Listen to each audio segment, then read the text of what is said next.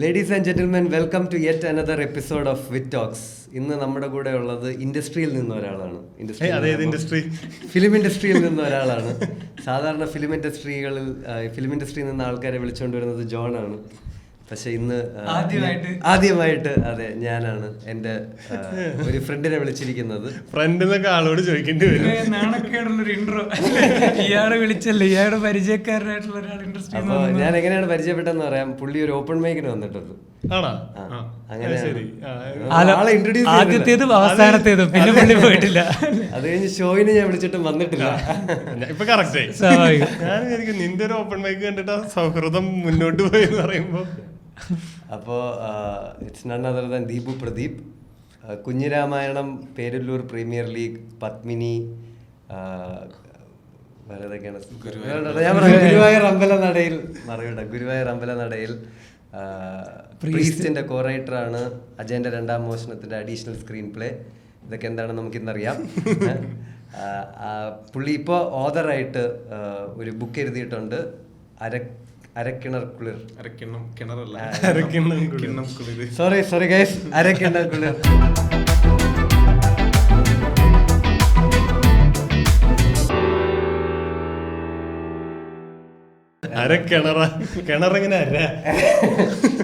Glass half fill half full എന്ന് പറയില്ല, മൊത്തം കട്ട് ചെയ്ത് ദൂരെ കളയാം. ജോർജിനോട് ഒരു ഇൻട്രോ.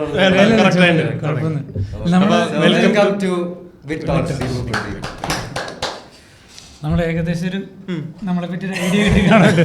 നമ്മളിത് ഇങ്ങനെ ക്യാഷ്വലായിട്ട് പോകത്തുള്ളൂ. വെറുതെ റീടേക്കും പരിപാടിയൊന്നും ഇല്ല. ഒറ്റ ടേക്ക് സ്വതസിദ്ധമായിട്ട് ഇനിയാണ് ഈ പറഞ്ഞു എന്റെ ഓപ്പൺ മൈക്ക് എങ്ങനെ ഉണ്ടായിരുന്നു ഒക്കെ പറയാം നമുക്ക്. എന്ത് ജീവിതത്തിൽ എന്ത് പ്രതിസന്ധി ഘട്ടത്തിലാണ് അങ്ങനെ ഒരു തീരുമാനം എടുക്കേണ്ടത്? അതെ, ഞാൻ ഈ നമ്മുടെ പേരല്ലൂർ പ്രീമിയർ ലീഗ് എന്ന് പറഞ്ഞിട്ടുള്ള സീരീസ് ഉണ്ടല്ലോ, അപ്പോൾ അതിന് ബേസ് എന്ന് പറഞ്ഞാൽ ബ്ലോഗിലത്തെ കഥകളാണ്, ഷോർട്ട് സ്റ്റോറീസാണ്. ഓക്കെ, ഒരു 10ഓളം കഥകളുണ്ട്, എല്ലാം കഥകളാണ്. പക്ഷെ അതിനകത്ത് ആ കഥകൾ അവർക്ക് നമ്മൾ ഹോട്ട്സ്റ്റാറിൻ്റെ അടുത്ത് പിച്ച് ചെയ്യുമ്പോൾ കഥയായിട്ടാണ് പിച്ച് ചെയ്തത്. അപ്പോൾ ഒരു സ്റ്റോറി വേണമല്ലോ, അതിനെ എല്ലാം കണക്ട് ചെയ്യുന്ന ഒരു സ്റ്റോറി വേണം. അപ്പോൾ അത് മാളവിക എന്ന് പറഞ്ഞ ക്യാരക്ടർ ഈ ഒരു ആക്സിഡൻ്റൽ പഞ്ചായത്ത് പ്രസിഡന്റ് ആവുന്നു എന്ന് പറയുന്ന സ്റ്റോറിയാണ്. അത് മാത്രം ബ്ലോഗിൽ ചെറുകഥയിലില്ല, മാളവിക എന്ന് പറഞ്ഞ ക്യാരക്ടർ ഇല്ല. അപ്പോൾ അത് ഉണ്ടാക്കാൻ വേണ്ടിയിട്ടാണ് ഞാൻ എടപ്പള്ളിയിലെ കഫേയുടെ പേരെന്തായിരുന്നു, എന്തോ ഒരു എടപ്പള്ളിയില് നന്ദിലത്ത് ജിമാർട്ടിന്റെ അതെ. എനിക്ക് പൊതുവെ ഈ കഫേസിലൊക്കെ ഇരുന്നിട്ട് വയ്ക്കാൻ ഭയങ്കര ഇഷ്ടമാണ്. അപ്പോൾ ഞാൻ അവിടെ ഇരുന്നിട്ട് അത് ഇങ്ങനെ എഴുതിക്കൊണ്ടിരിക്കുന്നത്, ഡെവലപ്പ് ചെയ്തുകൊണ്ടിരിക്കുന്ന വഴിക്കാണ് ഇവർ കുറച്ച് പേര് അവിടെ വന്നിട്ട് മൈക്കും സാധനങ്ങളൊക്കെ വെച്ച് സെറ്റ് ചെയ്തിട്ട് ബുദ്ധിമുട്ടുണ്ടാവുമോ എന്നൊക്കെ ചോദിച്ചപ്പോൾ ഞാൻ പറഞ്ഞു ബുദ്ധിമുട്ടില്ല എന്ന് പറഞ്ഞ് അങ്ങനെയാണ്. പിന്നെ അതിരുന്ന് കണ്ടു, ഓപ്പൺ മൈക്ക് ഇരുന്ന് കണ്ടു, മൊത്തം കഴിഞ്ഞിട്ടാണ് പരിചയപ്പെടുന്നത്. അപ്പൊ അതുവരെ എഴുതിയതിനെല്ലാം നല്ല കോൺഫിഡൻസ് തോന്നി കാണാൻ.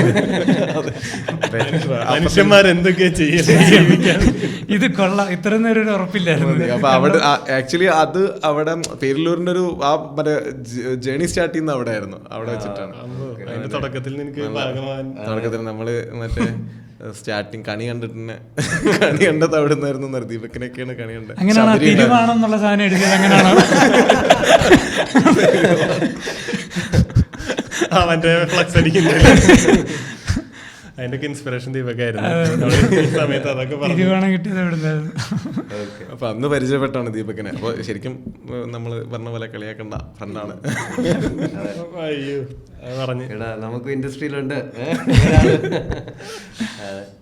അപ്പൊ ബ്രോ ബ്രോ പറഞ്ഞല്ലോ പേരല്ലൂർ പ്രീമിയർ ലീഗ് എന്ന് പറയുന്നതും കുറെ സ്റ്റോറീസിന്റെ ഒരു അപ്പൊ ബ്രോ ഇനി സ്റ്റോറി എങ്ങനെയാണ് വരുന്നത്? അതായത് കേട്ട് പ്രോസസ് എങ്ങനെയാണ് എന്നാണ്? പ്രോസസ് എന്ന് പറഞ്ഞാൽ ഇതിനൊരു കേട്ട് കേൾക്കുന്നതാണോ, പല നാട്ടുകാരുടെ നിന്ന് കേൾക്കുന്നതാണോ, അതോ നീ കോപ്പിടിക്കുന്നതാണോ ഉദ്ദേശിക്കുന്നത്? അത് ഭാവനയിൽ നിന്ന് അത് എന്താണ് പ്രോസസ് എന്ന് പറഞ്ഞാൽ സ്ട്രൈക്ക് ചെയ്യുന്ന കാര്യങ്ങളാണ്. അത് നമ്മൾ മനസ്സിൽ സൂക്ഷിക്കുമല്ലോ. ചിലത് ആരെങ്കിലും പറയുന്ന ഒരു കഥയായിരിക്കാം, അല്ലെങ്കിൽ ഇപ്പോൾ ഈ തിരുവോണം എന്ന് പറയുന്നത് അത് ഇതേപോലെ ഒരു തിരുവോണം എന്നുള്ളൊരു ബോർഡ് ഞാൻ വായിച്ചത് തിരുവോണം എന്നായിരുന്നു. അപ്പൊ അങ്ങനെ ഒരാളെ നമ്മൾ ക്രിയേറ്റ് ചെയ്യുക അതിന്റെ പുറത്ത്. അപ്പൊ ചിലപ്പോൾ ആ ടൈറ്റിൽ നിന്നൊരു പലപ്പോഴും ഒരു സ്റ്റോറി ഉണ്ടാവാറുണ്ട്. പല കട്ട് പീസ് കുട്ടൻ എന്നുള്ളൊരു ആ ഒരു കഥയുണ്ട് കുഞ്ഞിരാമായണത്തിൽ യൂസ് ചെയ്ത അജുവേട്ടൻ്റെ ക്യാരക്ടർ. അപ്പോൾ ആ കഥ കട്ട് പീസ് കുട്ടൻ എന്നുള്ള ടൈറ്റിൽ നിന്നായിരുന്നു ഉണ്ടായത്. പിന്നെ ചിലപ്പോൾ എന്തെങ്കിലുമൊക്കെ ഇൻസിഡൻസ്, ഒരു കുഞ്ഞ് ഇൻസിഡൻറ്റ് നമ്മുടെ ലൈഫിൽ സംഭവിക്കും, അതിൻ്റെ ബാക്കി ഉണ്ടാക്കും. അപ്പോൾ ബ്ലോഗ് എന്നുള്ളൊരു അല്ലെങ്കിൽ ഓൺലൈൻ പ്ലാറ്റ്ഫോം എന്നുള്ളൊരു മീഡിയം ഉള്ളതുകൊണ്ട് അതിനെ അങ്ങനെ ആയി. അത് എളുപ്പം കഥയായിട്ട് മാറ്റും. ഇപ്പോൾ നിങ്ങളെ സംബന്ധിച്ചിടത്തോളം നിങ്ങളൊരു ഇൻസിഡൻറ്റിനെ എടുത്തിട്ട് പറഞ്ഞിട്ടുണ്ട് കാര്യമില്ല, നിങ്ങൾ ആ ഇൻസിഡൻറ്റിനെ എടുത്തിട്ട് എങ്ങനെ സ്റ്റാൻഡപ്പ് കോമഡി ആക്കാം, ഒരു ഷോ ചെയ്യാം എന്നല്ലേ നിങ്ങൾ ആലോചിക്കുന്നത്. അതിൻ്റെ ഒരു പോലത്തെ ഒരു സിമിലർ പ്രോസസ്സാണ് ഞാൻ ചെയ്യുന്നത്. നമ്മൾ ഈ പറഞ്ഞ പോലെ നമ്മുടെ ഒരു സെറ്റ് ഫൈനലാവുന്നത് ഈ പറഞ്ഞ പോലെ 3-4 സ്ഥലത്തൊക്കെ ചെയ്ത് നമ്മൾ അതിന്റെ മാറ്റങ്ങൾ വരുത്തിയിട്ട്, അപ്പോൾ ഈ ഒരു എഴുതുന്ന പരിപാടിയിൽ ബ്ലോഗ് ചെയ്യുമ്പോൾ അതിൽ എന്തായാലും എത്ര ഡ്രാഫ്റ്റ് ഒക്കെ അല്ല ഒരു പോയിന്റിൽ നമുക്ക് ഇതിന്റെ ഒരു ഇത് കിട്ടാണ്ടാവില്ലേ? നമ്മളിതിലിരുന്ന് വർക്ക് ചെയ്തോണ്ടിരിക്കുമ്പോ ഇത് നല്ലതാണോ പൊട്ടണോ ഒന്നും മനസ്സിലാവും. ഈ വ്ളോഗ് അല്ലെങ്കിൽ ഷോർട്ട് സ്റ്റോറീസ് എഴുതുമ്പോൾ എന്താ വെച്ചാല് അതിങ്ങനെ നോക്കിയിട്ട് ഞാൻ ചിരിക്കുന്നുണ്ടോന്നാണ് ഞാൻ നോക്കാറ്. ഞാൻ ചിരിച്ചു കഴിഞ്ഞാൽ അല്ല അത് നമുക്ക് ആദ്യത്തെ പ്രാവശ്യം ചിരി വരും, 2ാം പ്രാവശ്യം വരുമ്പോ സംശയമല്ലേ വരാറുണ്ട്, ചിരി വരാറുണ്ട്. ഞാനൊരു ലോലനായതുകൊണ്ട് വീണ്ടും സിനിമ എഴുതാൻ പെർഫെക്ഷനിസ്റ്റ് ആയിക്കഴിഞ്ഞാലും പ്രശ്നമാണ്. കുറെയൊക്കെ നമ്മൾ അങ്ങ് ഇതാക്കുക. പിന്നെ സിനിമയൊക്കെ സംബന്ധിച്ചിടത്തോളം ഈ നമ്മൾ അത്രയും എല്ലാവരും വായിച്ചു പ്രോപ്പർ സ്ക്രീൻ പ്ലേയിലായിട്ട് എല്ലാവരും ചിരിച്ചു ഭയങ്കര രസമുണ്ട്. ആ കൗണ്ടർ കേൾക്കുമ്പോൾ ഒക്കെ ചിരിച്ചിട്ട് ചിലപ്പോൾ സ്ക്രീനിൽ വരുമ്പോൾ ആരും ചിരിച്ചോളണമെന്നില്ല. അപ്പോൾ ഡബിലിടുന്ന ഒരു കുഞ്ഞു കാര്യമായിരിക്കും ചിലപ്പോൾ ഭയങ്കരമായിട്ട് പൊട്ടിച്ചിരി ഉണ്ടാക്കുക. അതാണ് ഈ ഗുരുവായൂരമ്പലനടയിലാണെങ്കിലും ആ ഒരു കാര്യം ഡബിലിട്ടതാ. ജോർജ് പറയുന്നുണ്ടല്ലോ അമ്പലനടയിലാണ് അവൻ്റെ ജെംസ് കച്ചവടം എന്ന് പറഞ്ഞ മഞ്ചാടി, അത് ഡബിലിട്ടിട്ടുള്ളൊരു ഹ്യൂമറാണ് അത്. പക്ഷേ ഭയങ്കരമായിട്ട് ചിരിയായിട്ട് വന്നിട്ടുണ്ടായിരുന്നു. അങ്ങനെ ജെംസ് കച്ചവടം സിനിമയായിരുന്നു ശരിക്കും എഴുത്ത് സ്റ്റാർട്ട് ചെയ്യുമ്പോൾ അത് അങ്ങനെ ഒരു മൈൻഡിൽ അങ്ങനെ ഒരു സംഭവം ഉണ്ടായിരുന്നു? അങ്ങനെ ഉണ്ടായിട്ടില്ല. അപ്പോൾ ഈ മറ്റേ പുസ്തകത്തിൻ്റെ അവതാരികയിൽ ഞാനിപ്പോൾ എഴുതിയിട്ടുണ്ടായിരുന്നു, നമ്മൾ അവതാരിക എഴുതുമ്പോഴാണ് ആലോചിച്ച് നോക്കുന്നത് നമ്മളെങ്ങനെ എഴുത്തുകാരനായി എന്നുള്ളത്. അപ്പോൾ സിനിമ അങ്ങനെ സ്വപ്നം കണ്ടിട്ടൊന്നുമില്ല. സിനിമ ഇഷ്ടമായിരുന്നു, പക്ഷേ അങ്ങനെ സിനിമക്കാരനാവണമെന്നോ സിനിമ എഴുതണമെന്നല്ല, ബുക്ക് എഴുതണം എന്നുള്ളൊരു ആഗ്രഹം ഉണ്ടായിരുന്നു. ഇപ്പോൾ സ്റ്റോറീസ് എഴുതുമ്പോഴാണെങ്കിലും ഇപ്പോൾ അത് ഭാവിയിൽ എപ്പോഴെങ്കിലും സിനിമയാക്കാം, സ്ക്രീൻ പ്ലേ ആക്കാം എന്ന് പറഞ്ഞിട്ട് സ്റ്റോറീസ് എഴുതാറില്ല. ഇങ്ങനെ എഴുതി പോവുക ചെയ്യുക. കാരണം സിനിമയാക്കാൻ വേണ്ടിയിട്ട് എഴുതി കഴിഞ്ഞാൽ അതിൻ്റെതായിട്ടുള്ള പ്രശ്നങ്ങളുണ്ട്. അപ്പോൾ ചിലപ്പോൾ ചില ബുക്സൊക്കെ വായിക്കുമ്പോൾ നമുക്ക് ഫീൽ ചെയ്യാറില്ല ഇത് ഭയങ്കര സിനിമാറ്റിക് ആണല്ലോ, എന്നാൽ ഒരു സിനിമയുടെ വായനയുടെ സുഖം കിട്ടില്ല എന്ന് ഫീൽ ചെയ്യുന്ന പോലെ ആയിപ്പോവും ചിലപ്പോൾ. അങ്ങനെ ഭാവിയിൽ സിനിമ അങ്ങനെ ആക്കണ്ട എന്നുള്ള ചിന്തയിലാണ് എഴുതുന്നതെങ്കിൽ ഇത് അങ്ങനെ പ്രോപ്പറായിട്ട് സെല് ചെയ്യാൻ പറ്റും. അതായത് എന്ന് വെച്ചാൽ വിൽക്കാൻ പറ്റുമെന്നല്ല ഞാൻ ആ കണ്ടന്റ്. അപ്പൊ നമ്മൾ എന്ത് പ്രതീക്ഷയിലായിരിക്കും അത് ഒരു ഇത്ര റീച്ച് കിട്ടുമോ? അല്ല, ഒരു റീച്ചിന് വേണ്ടിയിട്ടല്ല, ഒരു രസത്തിന് വേണ്ടിയിട്ടാണ് എഴുതുന്നത്. അത് കുറച്ച് ലൈക്സ് കിട്ടും, അല്ലെങ്കിൽ കുറച്ച് പേര് ആൾക്കാർ അതിനെ പറ്റിയിട്ടൊരു നല്ല അഭിപ്രായം പറയും. ഓക്കെ, അതാണ്. ഇപ്പോൾ കൂടുതലും ഇപ്പോൾ ഈ ബ്ലോഗിൽ പോസ്റ്റ് ചെയ്യുന്നതൊക്കെ ടൈപ്പ് ചെയ്യാണ് ചെയ്യുന്നത്. ഫോണിലേ ടൈപ്പ് ചെയ്യുന്ന കഥകളാണ് പലതും. ഫോണിൽ ഗൂഗിൾ ട്രാവൽ ചെയ്യുമ്പോഴായിരിക്കും കൂടുതലും പാട്ടൊക്കെ വെച്ചിട്ട് ഇങ്ങനെ ടൈപ്പ് ചെയ്യുന്ന കഥകളാണ്. അപ്പോൾ അതിൽ നിന്ന് നമുക്ക് അങ്ങോട്ട് ചിന്തിക്കുന്നില്ല. പിന്നീട് ഒരു സ്ക്രീൻ പ്ലേയുടെ ഒരു ഓപ്പർച്യൂണിറ്റി വരുമ്പോൾ, അല്ലെങ്കിൽ ഒരു കഥയ്ക്ക് നമുക്ക് എന്തെങ്കിലും ഒരു ആവശ്യം വരുമ്പോൾ നമ്മുടെ തന്നെ എന്തെങ്കിലും ഇൻസിഡൻസ് യൂസ് ചെയ്യാമല്ലോ, സ്ക്രീൻ പ്ലേയിൽ യൂസ് ചെയ്യാമല്ലോ എന്നുള്ള രീതിയിൽ തിരിച്ചാണ് ചിന്തിക്കുക. അങ്ങനെ ബ്രോ ഇങ്ങനത്തെ ഒരു ഐഡിയ ഇപ്പോൾ പറഞ്ഞു, തിരുവോണം എന്ന് പറഞ്ഞൊരു ബോർഡ് കാണും, അത് നോട്ട് ചെയ്ത് വെക്കുക, അത് തലയിൽ നമ്മളിങ്ങനെ ഇല്ല നോട്ട് ചെയ്ത് വെക്കും. പണ്ടൊക്കെ നോട്ട് പാഡ് എപ്പോഴും കയ്യിൽ കരുതായിരുന്നു. ഇപ്പൊ മറ്റേ ഫോണില് ഗൂഗിൾ കീപ്പിൽ ടൈപ്പ് ചെയ്ത് വെക്കും. അതെ അതെ അതെ. എങ്ങനെയും പുള്ളിയായിട്ട് സിങ്ക് പിടിക്കും. റൈറ്റർ ആണല്ലോ എന്ന് ആർട്ടിസ്റ്റ് ഒന്നും പറയാൻ പറ്റില്ല. എഞ്ചിനീയർ പോണ്ടെന്നൊക്കെ. അപ്പൊ ബ്രോ എഞ്ചിനീയറിംഗ് പഠിച്ച സമയത്തും ഒരു ക്ലാരിറ്റി ഉണ്ടായിരുന്നു, അതായത് ബ്രോയിന് റൈറ്റിംഗിലോട്ടാണ്. അന്ന് ബ്ലോഗുണ്ട്. ഹോബി ആയിട്ട് തുടങ്ങി. പിന്നെ ചെറിയ കുട്ടിയാകുമ്പോഴും എഴുതും, പക്ഷേ ഈ മീഡിയം ഭയങ്കര ഹെൽപ്പ് ചെയ്തിട്ടുണ്ട്. നമുക്കിപ്പോൾ ഒരു ആ സമയത്ത് മറ്റേ ബുക്ക് പബ്ലിഷ് ചെയ്യാൻ വേണ്ടി നമ്മൾ വെയിറ്റ് ചെയ്തിരുന്നെങ്കിൽ ചിലപ്പോൾ ഞാൻ എഴുതില്ലായിരുന്നു. ഇത് ഉള്ളതുകൊണ്ട് നമ്മൾ അങ്ങ് പോസ്റ്റ് ചെയ്യുക എന്നുള്ളൊരു കാര്യം ഉണ്ടായിരുന്നു. പിന്നെ മറ്റേ അതിൽ ഇങ്ങനെ ഒരു ഉദ്ദേശിച്ചിട്ടല്ല, ബുക്ക് എപ്പോഴെങ്കിലും പബ്ലിഷ് ചെയ്യണം എന്നൊരാഗ്രഹം മാത്രമേ ഉള്ളൂ. അല്ലാതെ സിനിമ ചെയ്യണം എന്നുള്ള അങ്ങനെ ചിന്തിക്കാനുള്ള ബുദ്ധിയൊന്നും അന്ന് ഉണ്ടായിരുന്നില്ല. അത്രയും മറ്റേ ഇപ്പോഴും ഇല്ല. നമ്മൾ ഭയങ്കര 10 കൊല്ലം കഴിഞ്ഞ് നമ്മൾ എവിടെയായിരിക്കും ഇപ്പോഴും ചിന്തിക്കാറില്ല. അതാണ് കാര്യം. അപ്പോൾ അങ്ങനെ ബ്രോ എഞ്ചിനീയറിംഗ് കഴിഞ്ഞ് വർക്ക് ചെയ്യുമായിരുന്നു അങ്ങനെ? വർക്ക് ചെയ്യായിരുന്നു. പിന്നെ അത് കഴിഞ്ഞിട്ട് പിന്നെ ഒരു ഷോർട്ട് ഫിലിം ചെയ്തിരുന്നു, അതേ കാരണത്താൽ എന്ന് പറഞ്ഞിട്ട്. അങ്ങനെ അത് ബ്രോയിൻ്റെ ഒരു ഷോർട്ട് സ്റ്റോറി? അല്ല അത് ഡയറക്ടർ ഇങ്ങനെ വായിച്ച് കഥകളൊക്കെ വായിച്ചിട്ട് കോണ്ടാക്ട് ചെയ്തതായിരുന്നു. പിന്നെ കഥ വേണമെന്ന് പറഞ്ഞപ്പോൾ അല്ല, ഒരു കഥ ഉണ്ടായിരുന്നു, ഡയറക്ടർ ഒരു ഐഡിയ ഉണ്ടായിരുന്നു. അപ്പോൾ ഡെവലപ്പ് ചെയ്തു, അത് ചെയ്തു. അപ്പോൾ കുഞ്ഞിരാമേണത്തിൻ്റെ ക്യാമറാമാനെ തന്നെ ചെയ്തതായിരുന്നു, അത് വിഷ്ണു എന്ന് പറഞ്ഞിട്ട്. പിന്നീട് പിന്നെ ബേസിൽ ആ സമയത്ത് തന്നെ വിഷ്ണു തന്നെയായിരുന്നു ക്യാമറ ചെയ്തിട്ടുണ്ടായിരുന്നത്. അപ്പോൾ അങ്ങനെ ഞങ്ങളും പരസ്പരം അറിയാം. ഒരു കഥ ഇങ്ങനെ അയക്കുമല്ലോ നമ്മൾ ആ സമയത്തൊക്കെ, എല്ലാവർക്കും ഇങ്ങനെ ലിങ്ക് അയക്കുമല്ലോ. അപ്പോൾ അങ്ങനെ അയച്ച സമയത്താണ് ബേസിൽ ഇങ്ങനെ സിനിമയ്ക്ക് പറ്റിയ കഥ വല്ലതും ഉണ്ടോ എന്ന് ചോദിക്കുമ്പോൾ ഈ ഒരു 5 കഥ ഇട്ടിട്ട് ഒരു കണക്ട് ചെയ്തിട്ടുള്ളൊരു ഐഡിയ, അത് ഭയങ്കര ഒരു ബേസ് തോട്ടായിരുന്നു.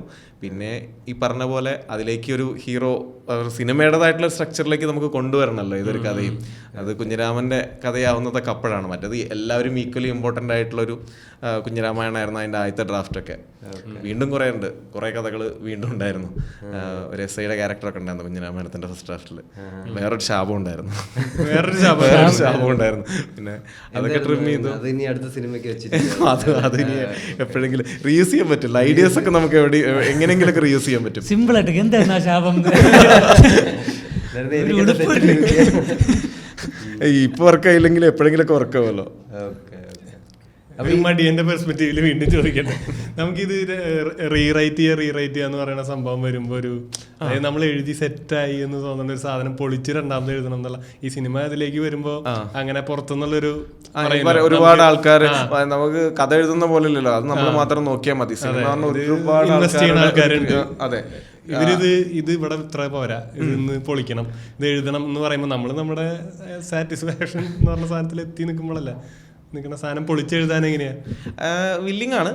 പക്ഷെ എനിക്കിപ്പോ അത് എനിക്ക് തോന്നുകയാണ് അത് ശരിയല്ല എന്ന്, കൺവിൻസിങ് എല്ലാം തോന്നുകയാണെങ്കിൽ തർക്കിക്കാം. നമ്മളടുത്ത് പോയിന്റ്സ് ഉണ്ടെങ്കിൽ നമുക്ക് തർക്കിക്കാമല്ലോ. പക്ഷെ അപ്പോഴും മറ്റേ തർക്കിച്ചിട്ട് ആരാണ് ജയിക്കുന്ന, പോയിന്റ്സ് പറഞ്ഞ് കൺവിൻസ്ഡ് ആവും. അത് തിരിച്ചു ഇപ്പൊ അങ്ങനെ ഒരു സ്റ്റേജിൽ കടുംപിടുത്തൊന്നുമില്ല. ഭാവിയിലൊക്കെ കടുംപിടിച്ച് നോക്കണം. അല്ല, അങ്ങനെ മാറ്റിയിട്ട് അത് സിനിമയായിട്ട് വന്നപ്പോ അത് വേണ്ടായിരുന്നു തോന്നിയിട്ട് പറയാൻ പറ്റില്ല. കാരണം സ്ക്രീനിൽ എന്ത്, തിയേറ്ററിൽ എന്ത് മാജിക് സംഭവിക്കുന്നു നമുക്ക് പറയാൻ പറ്റില്ല. അത് വേറെ തന്നെ ഒരു രീതിയിലായിരിക്കാം ചിലപ്പോൾ അങ്ങനത്തെ ആ സീക്വൻസ് ഉണ്ടായിരുന്നെങ്കിലോ. ചിലതൊക്കെ നമുക്ക് എഡിറ്റ് ചെയ്ത് പോകുമ്പോൾ ഒരു വിഷമം ഉണ്ടാവും സ്ക്രീനിലോ അല്ലെങ്കിൽ ഷൂട്ട് കഴിഞ്ഞിട്ട് വരുന്ന എട്ടിലോ. പിന്നീട് നോക്കുമ്പോൾ അത് ഡ്യൂറേഷൻ പോയത് നന്നായി എന്ന് ഫീൽ ചെയ്യാറുണ്ട്. ഈ ബ്രോ ഇപ്പോൾ 2 മീഡിയത്തിൽ വർക്ക് ചെയ്ത്, അതായത് വായന ഒരു എക്സ്പീരിയൻസ്, കാണുന്ന ഒരു എക്സ്പീരിയൻസ്. അപ്പം ഇതിൻ്റെ രണ്ടിൻ്റെയും വ്യത്യാസം എന്താണ് ഫണ്ടമെൻ്റലി തോന്നുന്നത്? ഇപ്പോൾ ഒരു സീൻ എഴുതുകയാണ്, കഥ റിലേറ്റഡ് ആയിട്ട് എഴുതുകയാണ്, സ്ട്രക്ചറിലൊരു വ്യത്യാസമുണ്ട്, സിനിമാറ്റിക് എന്നുണ്ട്. പക്ഷേ ഇപ്പോൾ ഒരു ഹ്യൂമർ തന്നെ, ഒരു ഹ്യൂമറസ് ഇൻസിഡൻറ്റ് ബ്രോ കഥയായിട്ട് എഴുതുമ്പോഴും സിനിമയിലോട്ട് ഒരു വിഷ്വലിലോട്ട് വരുമ്പോഴും എന്താണ് ഹ്യൂമറിൽ കഥയിൽ ഞാൻ ഏറ്റവും കൂടുതൽ ഡിപ്പെൻഡ് ചെയ്യുന്നത് ഈ നമ്മളിപ്പോൾ സിനിമയുടെ സ്ക്രീൻ പ്ലേയുടെ ലെഫ്റ്റ് സൈഡ് എന്ന് പറയില്ലേ, ഡിസ്ക്രിപ്ഷൻ എന്ന് പറയില്ലേ, ആ കാര്യമാണ് ഞാൻ ഈ പറഞ്ഞ ഷോർട്ട് സ്റ്റോറിയിൽ ഡിപ്പെൻഡ് ചെയ്യുന്നത്. ഈ സൈഡിൽ ഡിസ്ക്രിപ്ഷൻ, ഈ സൈഡിൽ ഡയലോഗ്സ് എന്ന് പറയുന്നത്. അപ്പൊ അവിടെ ഉണ്ടാവുന്ന കുറച്ച് ഈ ഡിസ്ക്രിപ്ഷൻസ് ഒക്കെ ഉണ്ടല്ലോ, ചില ക്യാരക്ടേഴ്സിനെ നമ്മൾ വർണ്ണിക്കുന്നത്, അവരുടെ അറ്റയറിനെയോ കാര്യങ്ങളെയൊക്കെ എന്തെങ്കിലുമൊക്കെ ഉപമകൾ വെച്ചിട്ട്, മറ്റേ അവരുടെ എക്സ്പ്രഷൻസ്. ഇപ്പൊ ലാസ്റ്റ് എഴുതിയൊരു കഥയിലുണ്ടായിരുന്നു, അലകനല്ലൂർ കാലയുടെ മുന്നിൽ പിണ്ണാക്കൻ ചെമ്പ് വെച്ച പോലെ എന്നുള്ളൊരു ആർത്തിയുടെ ഡിസ്ക്രൈബ് ചെയ്യാൻ വേണ്ടിയിട്ടാണ് നമ്മൾ പറയുന്നത്. അപ്പോൾ അതൊരിക്കലും നമുക്ക് സ്ക്രീനിൽ ആ ഹ്യൂമർ വർക്കാവില്ല. കഥയിൽ കിട്ടുന്ന കോമഡി അവിടെ സ്ക്രീനിൽ കിട്ടില്ല. അപ്പോൾ അവിടെ സിറ്റുവേഷണൽ ഹ്യൂമേഴ്സും പിന്നെ ഈ മേക്കിംഗ് ഭയങ്കര ഒരു ഇമ്പോർട്ടൻ്റ് ആയിട്ടുള്ള ഒരു കാര്യമാണ്. ആളുകളുടെ റിയാക്ഷൻസ്, ഒരു കൗണ്ടർ പറഞ്ഞാൽ പോലും ആ കൗണ്ടറിനെല്ലാം ആളുകൾ ചിലപ്പോൾ ചിരിക്കുക, അത് കഴിഞ്ഞിട്ടുള്ള കൂടെയുള്ള ആർട്ടിസ്റ്റ് ഇടുന്ന റിയാക്ഷനിലായിരിക്കും, അയാളുടെ റിയാക്ഷനിലായിരിക്കും ചിരിക്കുക. സിനിമകളൊക്കെ കാണുമ്പോഴൊക്കെ അങ്ങനെയല്ലേ. അപ്പോൾ ആ റിയാക്ഷൻ ടൈം കൊടുക്കണം. അപ്പോൾ അങ്ങനെയുള്ളൊരു മേക്കിംഗ് കൂടെ അതിൻ്റെ ഒരു പാർട്ടാണ്. സ്ക്രീൻ പ്ലേ ചിരിച്ചോണ്ട് ഒരു കാര്യമില്ല, മേക്കിങ്ങിലും കൂടെ ആളുകളെ ചിരിപ്പിക്കാൻ പറ്റുന്ന അല്ലെങ്കിൽ ആർട്ടിസ്റ്റുകൾ വേണം. എല്ലാ ഘടകങ്ങളും ഒത്തുവരണം. അതാണ്. ഞാൻ ആക്ച്വലി ഞാനിപ്പോൾ സ്റ്റാൻഡപ്പ് ചെയ്യുമ്പോൾ ഞാൻ സ്റ്റാൻഡപ്പിന്റെ പ്രോസസ്സിനെ പറ്റി പഠിക്കാറുണ്ട്. അതായത് വേറെ എല്ലാരോടും വന്നിട്ട് ചോദിക്കും, പക്ഷെ ഇതൊന്നും സ്റ്റാൻഡപ്പിൽ കാണാറില്ല. നമ്മൾ പഠിച്ചുകൊണ്ടിരിക്കുകയാണ്, പഠിച്ച് പാസ്സാവട്ടെ അപ്പൊ കാണും നമ്മുടെ. നമ്മളിങ്ങനെ വേറെയുള്ള പോഡ്കാസ്റ്റ് ആയിരിക്കും, അതായത് വേറെ സ്റ്റാൻഡപ്പ് കോമിക് എങ്ങനെയാണ് മെറ്റീരിയൽ ഡെവലപ്പ് ചെയ്തത്, അതേപോലെ ഭയങ്കരമായിട്ട് ടെക്നിക്കലായിട്ട് പഠിക്കാൻ ശ്രമിക്കാറ്. ടെക്നിക്കലായിട്ട് പഠിക്കാറുണ്ട്. അത് പഠിക്കാറുണ്ട്, പ്രാക്ടിക്കലിലോട്ട് വരുന്നുണ്ട് നമ്മള്, കുഴപ്പമില്ല. അല്ല വരുന്നുണ്ട്, ഞാൻ പറഞ്ഞതാ. ഇവൻ അങ്ങനെ ഒരു അപ്രോച്ച് നടത്തും, ആരെ കണ്ടാലും അത് എങ്ങനെയാടാ നീ അങ്ങനെ അത് ചിന്തിച്ചേ, അല്ലെങ്കിൽ ഇതെങ്ങനെയാണ് ഇതെങ്ങനെ ഡെവലപ്പ് ചെയ്തോണ്ട് വന്നതെന്നുള്ളത്. അപ്പൊ ബ്രോയും അങ്ങനെ വേറെ ഉള്ളവരുടെ പോഡ്കാസ്റ്റിലെ വേറെ റൈറ്റേഴ്സ് എന്താണ് ചെയ്യുന്നത്, അല്ലെങ്കിൽ ഇപ്പൊ ബഷീറിന്റെ ആയാലും ബഷീറിന്റെ ചില പ്രാക്ടീസസ് ഉണ്ടല്ലോ, ഒരു റുട്ടീൻ സെറ്റ് ചെയ്യാനും. അപ്പൊ അങ്ങനെ വല്ലതും അങ്ങനെ ചെയ്തിട്ടില്ല, പക്ഷെ അങ്ങനെ ചെയ്യണം എന്നൊരു ആഗ്രഹമുണ്ട്. പിന്നെ കാരണം അതിനെ കുറിച്ച് ചെയ്യണം എന്നൊരു ആഗ്രഹമുണ്ട്. അവര് വായിച്ചിട്ടുള്ള കാര്യങ്ങള് എങ്ങനെയായിരിക്കും ആ ഐഡിയ വന്നിട്ടുണ്ടാവുക എന്നുള്ള ഒരു കാര്യമുണ്ടല്ലോ. എൻ്റെ അടുത്ത് റീസെൻ്റ്ലി ഒരാൾ പറഞ്ഞതാ, ഈ ഭാവിയിലൊക്കെ ഈ AI വന്നുകൊണ്ടിരിക്കുകയാണല്ലോ, അപ്പം നമ്മുടെ തന്നെ ബോട്ടിനെയൊക്കെ സൃഷ്ടിക്കാൻ പറ്റും എന്നൊക്കെ പറഞ്ഞിട്ട് അതിനെപ്പറ്റി കുറേ കാര്യങ്ങളൊക്കെ പറഞ്ഞു. അപ്പോൾ നമുക്ക് ഇത് ക്രിയേറ്റീവായിട്ട് നമുക്ക് ഐഡിയാസ് വരുന്നത് എപ്പോഴാണ്, അങ്ങനെ പിന്നെ എങ്ങനെയാണ് നമ്മളൊരു സാധനം എഴുതുന്നു, ഒരു സീൻ എഴുതുന്നു, അല്ലെങ്കിൽ ഒരു കഥ എഴുതുന്നു, ഇങ്ങനെയൊക്കെ അതിനെ ഫീഡ് ചെയ്ത് കൊടുത്തിട്ട് നമ്മുടെ തന്നെ നമുക്കൊരു നമ്മുടെ തന്നെ ഒരു ബോട്ടിനൊക്കെ ഭാവിയിൽ സൃഷ്ടിക്കാൻ പറ്റും എന്നൊക്കെ വെച്ചിട്ട് അതിനെ കുറിച്ചൊരു ഡിസ്കഷൻ നടന്നതാ. അവന് ബാക്കി എഴുതറാ നമുക്ക് ഇങ്ങനെ ഇരുന്നാൽ മതി. അപ്പോഴാണ് ഞാൻ ആലോചിക്കുന്നത്, അപ്പോൾ ഓരോരുത്തർക്കും അങ്ങനെ ഒരു പ്രോസസ്സ് ഉണ്ടാവും. ഈ റൈറ്റിംഗ് പ്രോസസ്സ് പറഞ്ഞ ഒരു പ്രോസസ്സ് ഉണ്ടാവും. ഏതോ ഒരു ഇംഗ്ലീഷ് ഓതറുണ്ട്, ആൾക്ക് പേര് മറന്നുപോയി. ഈ ആപ്പിളില്ലേ, കേടുവന്ന ആപ്പിൾ റൂമിൽ വേണമെന്ന്, ആ ഒരു സ്മെല്ല് ഒരു ക്രിയേറ്റീവ് ഉണ്ടാക്കുന്നുണ്ട് എന്നുള്ളൊരു ഫീലാണ്. ചിലർക്ക് ഈ പറഞ്ഞ പോലെ കഫീനും പാട്ട് കേട്ടിട്ട്, എനിക്ക് മറ്റേ ബസ്സിൽ പോകുമ്പോൾ ടൈപ്പ് ചെയ്യുമ്പോൾ എനിക്ക് പാട്ട് വേണം, പാട്ട് മസ്റ്റാണ്. ടൈപ്പ് ചെയ്യാൻ പറ്റും. അപ്പൊ ചിലപ്പോൾ ആ പാട്ടുകളിൽ നിന്ന് ചില വരികളൊക്കെ ഞാൻ യൂസ് ചെയ്തിട്ടുണ്ട്. മിക്കവാറും ചില കഥകളിലൊക്കെ ഈ മറ്റേ പാട്ട്, ഒരു സിറ്റുവേഷനെ ഞാൻ ആ പാട്ട് വെച്ചിട്ട് വർണ്ണിക്കാറുണ്ട്. അത് ആ മൊമെന്റിൽ ആ പാട്ട് കയറി വന്നതുകൊണ്ടാണ് ആ പാട്ടിനെ വെച്ചിട്ട് അങ്ങനത്തെ നമ്മള് ഈ ചക്കത ഇന്ത്യ എന്നൊക്കെ പറയും, എന്തെങ്കിലുമൊക്കെ സിറ്റുവേഷനിൽ അങ്ങനെയൊക്കെയുള്ള കാര്യങ്ങളൊക്കെ യൂസ് ചെയ്യും. അപ്പോൾ അതൊരു കളക്റ്റീവായിട്ടുള്ളൊരു കാര്യമാണ്. അപ്പൊ ഇങ്ങനെ ഓരോരുത്തർ എങ്ങനെ എഴുതുന്നു എന്നുള്ളത് അറിഞ്ഞു വയ്ക്കുന്നത് നല്ലതാണെന്നാണ് എനിക്ക് തോന്നുന്നത്. എങ്ങനെയാണ് എഴുതുന്നത് മാത്രമല്ല, ഒരു ലൈഫിനെ അവർ കാണുന്നത്, ആ പ്രോസസ്സ് അവരെങ്ങനെയാണ് അത് ചെയ്യുന്നത്. പൊതുവെ അങ്ങനെ ഒരു ഈ ഇന്റർവ്യൂസിലൊന്നും ആ ഒരു പ്രോസസ്സിനെ പറ്റിയിട്ട് നമ്മൾ ചോദിക്കുക കണ്ടിട്ടില്ലല്ലോ ഓരോരുത്തരെ. ഇല്ല, അങ്ങനെയുള്ള ഭയങ്കര പെരിഫറൽ ആയിട്ടുള്ള കാര്യങ്ങളൊക്കെ അല്ലേ ചോദിച്ചു പോവാറുള്ള. അപ്പൊ അതിനും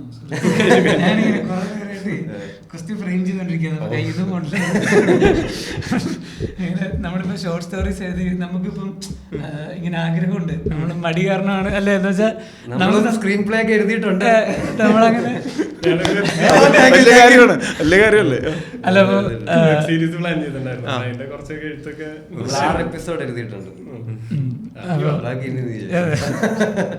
നാണമില്ലേ, 6 പടം എഴുതിയ ആളുടെ അടുക്ക് വന്നിട്ട് 6 എപ്പിസോഡ് എഴുതിയിട്ടുണ്ട്. അതല്ല, നമ്മള് ഇപ്പൊ ഷോർട്ട് സ്റ്റോറീസ് ഒക്കെയാണല്ലോ എഴുതിക്കൊണ്ടിരുന്നത്. അവിടെ നിന്ന് പെട്ടെന്ന് ഒരു പടത്തിന്റെ ഒരു സ്ക്രിപ്റ്റ് എഴുതുന്നിടത്തോട്ട് വരുമ്പോൾ അതിലോട്ട് എത്തിപ്പെടാൻ ചെയ്ത പ്രിപ്പറേഷൻസ് എന്തൊക്കെയായിരിക്കും? അതായത് ഈ ഒരു വലിയ സ്ക്രിപ്റ്റ് എഴുതാൻ പോകുമ്പോൾ, അല്ലെങ്കിൽ അതിന്റെ ഒരു ഫോർമാറ്റോ കാര്യങ്ങളോ ഒക്കെ.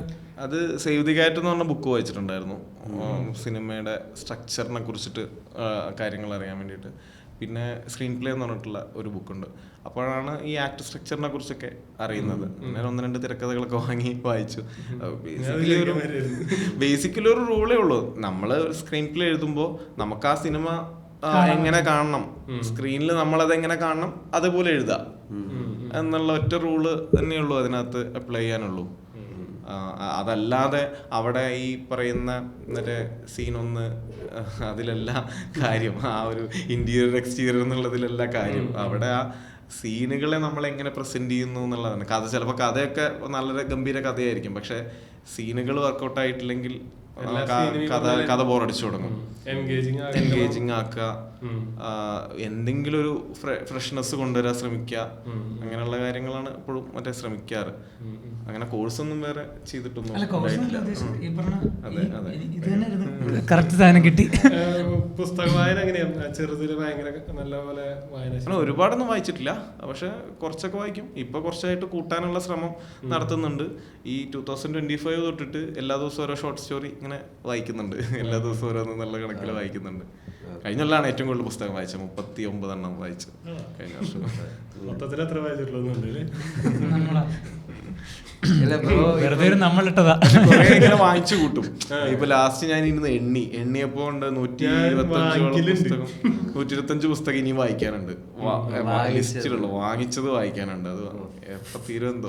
ബ്രോയിന്റെ ഗിൽറ്റി പ്ലഷർ ബുക്ക് വാങ്ങിക്കുന്നതാണ് അല്ലേ ആമസോണിൽ വാങ്ങിക്കുന്ന? ആമസോണിലല്ല വാങ്ങിക്കാറ്, കൂടുതൽ ഇങ്ങനെ സ്റ്റോറിൽ കാണുമ്പോ ഇങ്ങനെ എടുക്കും. ബ്രോ കൂടുതൽ ഫിസിക്കൽ എനിക്ക് സ്മെല്ല്. എങ്ങനെയാണ് ഒരു ബുക്ക് ചൂസ് ചെയ്യാൻ? ബ്രോയിന്റെ കുറച്ച് റെക്കമെൻഡേഷൻ പറയാം ബുക്ക്.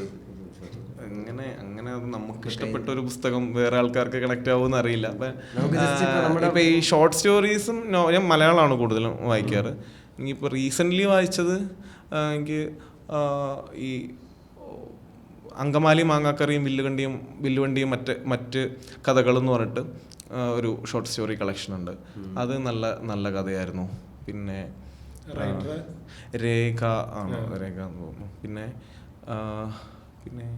അതാണ് ആലോചിക്കുന്നത്. പിന്നെ ഈ ഭയങ്കര എല്ലാവർക്കും റെക്കമെൻഡ് ചെയ്യാൻ പറ്റുന്ന ഒരു പുസ്തകം, ഗിഫ്റ്റ് കൊടുക്കാൻ പറ്റുന്ന ഈ ഓസ്റ്റിൻ ക്ലിയോൺ എന്ന് പറഞ്ഞിട്ടുള്ള ഒരു റൈറ്റർ ഉണ്ട്. ആളുടെ എങ്ങനെയാണ് ഈ ക്രിയേറ്റീവ് പ്രോസസ്സ് എന്നുള്ളതിനെ കുറിച്ചിട്ടുള്ള ഒരു how to steal like an artist, keep going. പിന്നെ 3ാമത്തെ ഒരു ബുക്കുണ്ട്, അങ്ങനെ കുഞ്ഞു പുസ്തകമാണ്. ഇത് 3 എണ്ണം ഭയങ്കര ഹൈലി റെക്കമെൻഡഡ് ആണ്. ആൾ തന്നെ ഹാൻഡ് റൈറ്റിംഗിൽ എഴുതിയിട്ടുള്ള ഒരു പുസ്തകം. പിന്നെ show your work, keep going നോക്കിട്ട് മേടിക്കാന്ന് വെച്ചിരിക്കുക. അത് നല്ലൊരു പുസ്തകമാണ്. പിന്നെ എനിക്കിപ്പോ ഇത് വിഷകന്യക ഞാൻ ഇപ്പൊ റീസെന്റ് ആണ് വായിച്ചത്, എസ് കെ പൊറ്റക്കാടിന്റെ. എനിക്ക് ഭയങ്കരമായിട്ട് ഇഷ്ടപ്പെട്ട ബുക്കായിരുന്നു വിഷകന്യക. അങ്ങനെ പെട്ടെന്ന് ചോദിച്ചാൽ എനിക്കറിയില്ല. പിന്നെ ഈ നമുക്ക് എപ്പോഴും റെക്കമെൻഡ് ചെയ്യാൻ പറ്റുന്ന മഞ്ഞവേൽ മരണങ്ങളും അങ്ങനെയൊക്കെയുള്ള ഫ്രാൻസിസ് ഇട്ടിക്കോരൊക്കെ ഭയങ്കര ഇഷ്ടമാണ്. ഇട്ടിക്കോര, പിന്നെ സുഗന്ധി ഇഷ്ടമാണ്. അങ്ങനെ അതൊക്കെ മുമ്പ് വായിച്ച പുസ്തകങ്ങളാണ്, അതൊക്കെ ഇഷ്ടമാണ്. ഈ മഞ്ഞവേൽ മരണങ്ങൾ ഞാൻ വലിയ കാര്യമായിട്ട് പുസ്തകം വായിക്കില്ല. ബെന്യാമിന്റെ വായിച്ചതിൽ എനിക്ക് ആട് ജീവിതത്തിനേക്കാളും ഭയങ്കര സിനിമാറ്റിക് ഒരു സാധനം ഉള്ള പോലെ തോന്നിയിട്ടുള്ളൊരു സീരീസ് ഉണ്ടെന്ന് തോന്നുന്നു. പിന്നെ ഇന്ദുഗോപന്റെ ബുക്സ് ഒക്കെ എനിക്ക് ഭയങ്കരമായിട്ട് കേൾക്കുന്നുണ്ട്. അതെ, അപ്പൊ നല്ല ഇഷ്ടമാണ്, റൈറ്റിംഗ് ഇഷ്ടമാണ്. ബ്രോയിനെ ഇൻഫ്ലുവൻസ് ചെയ്തിട്ടുള്ള റൈറ്റേഴ്സ് ആരൊക്കെയാണ്? അതായത് ഇപ്പം ഈ ഒരു ഹ്യൂമർ ആണല്ലോ ബ്രോയിന്റെ ഒരു മെയിൻ. ഷോർട്ട് സ്റ്റോറീസിലെല്ലാം മിക്കത് ഹ്യൂമർ അല്ലേ? അപ്പോ ആ ഒരു ലൈനിലോട്ട് ആദ്യം വായിച്ചപ്പോ ഇത് കൊള്ളാലോ അങ്ങനത്തെ ഒരു അത് ബുക്സിലല്ല എനിക്ക് തോന്നുന്നു. ഈ ബ്ലോഗ് കാലഘട്ടത്തിൽ ഉണ്ടായിരുന്ന കുറെ ബ്ലോഗ് ചെയ്തിട്ടുള്ള കുറെ റൈറ്റേഴ്സ് ഉണ്ട്. സജീവ് എടത്താടൻ, കൊടകരപുരാൻ പറഞ്ഞിട്ടുള്ള ബ്ലോഗ്.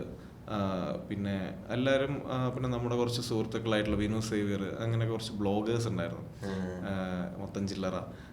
അവരുടെ അതിൽ ആ ഒരു ശൈലിയിൽ നിന്നായിരിക്കും ഹ്യൂമർ എഴുതിയിട്ട് തുടങ്ങുന്നത്. അതുവരെ കുറച്ച് ഭയങ്കര മറ്റേ നഷ്ടപ്രണയവും അങ്ങനെയൊക്കെ എഴുതി ആർക്കും വേണ്ടാതെ കിടക്കുമ്പോ ഇത് നഷ്ടപ്രണയം.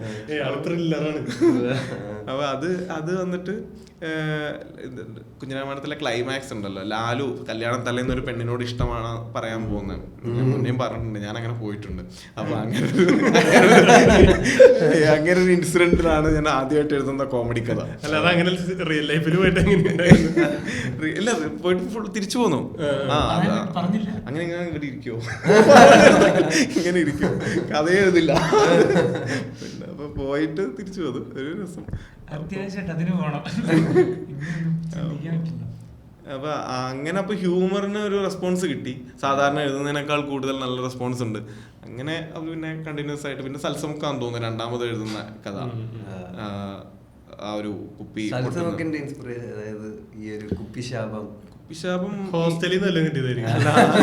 അത് ബൈക്കില് പോവായിരുന്നു ഒരു വട്ടം. നാട്ടില് കണ്ടനകം ബ്യൂറേജ് ഉണ്ട്, അവിടെ നിന്ന് നമ്മുടെ നാട്ടിലേക്കുള്ള ഒരു വഴിയുണ്ട്. ആ വഴി ഇങ്ങനെ പോകുന്ന വഴിക്ക് ഒരു സ്ഥലത്ത് ഒരു കാട് മൂടി കിടക്കുന്ന സ്ഥലത്ത് ഒരു ബിയർ ബോട്ടിൽ ഇങ്ങനെ പൊട്ടി കിടപ്പുണ്ട്.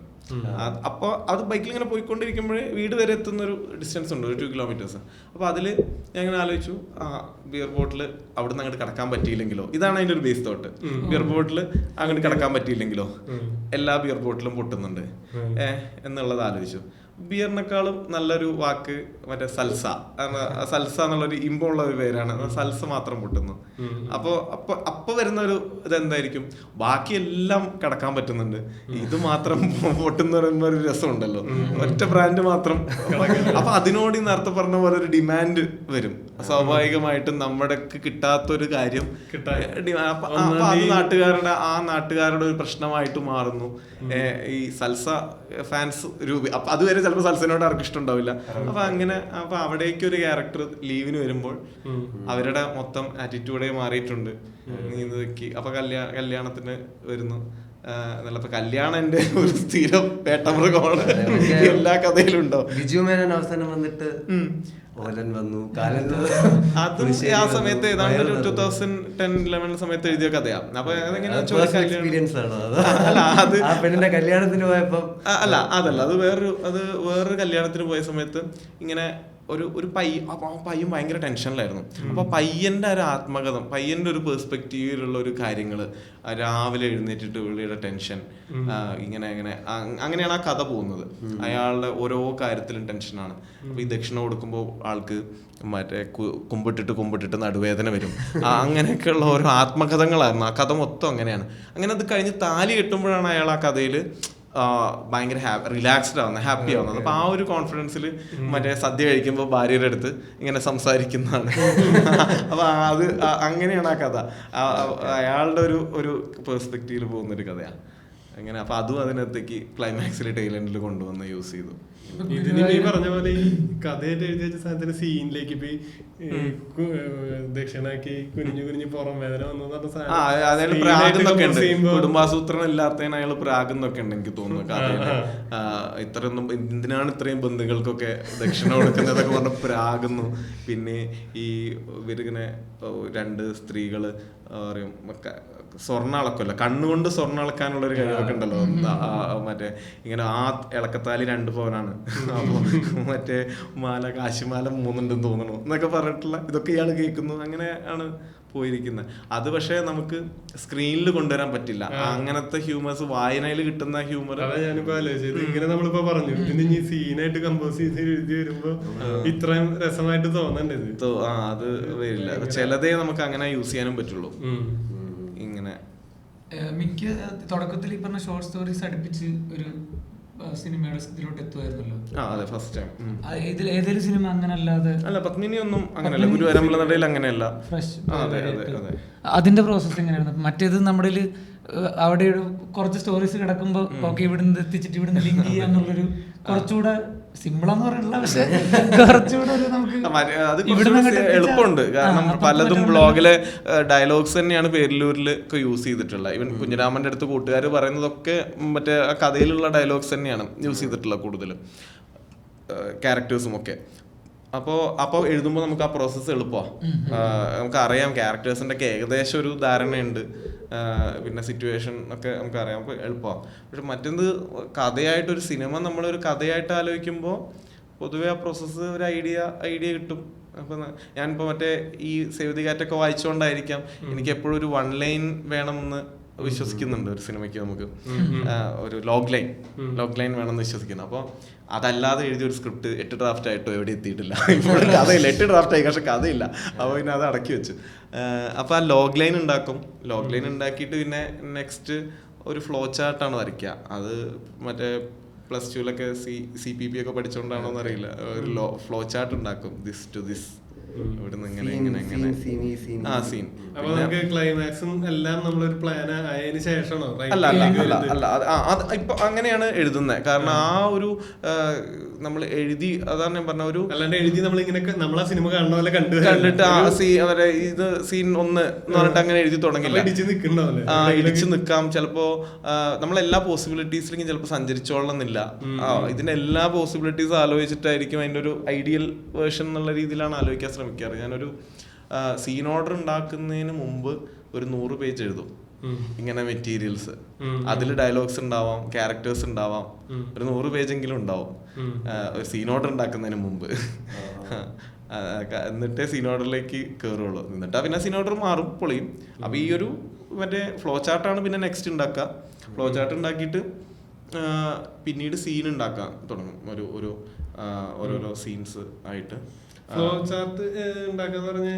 അതായത് ഇപ്പൊ നമ്മളൊരു ഗുരുവായൂരമ്പലനടയിൽ നിന്നുള്ളൊരു കഥ എടുക്കുകയാണെങ്കിൽ അവിടെ വിനു ഗൾഫിലാണ്, അയാളുടെ ഒരു ബാക്ക് സ്റ്റോറി നമ്മൾ ആദ്യം പറയുന്നുണ്ട്.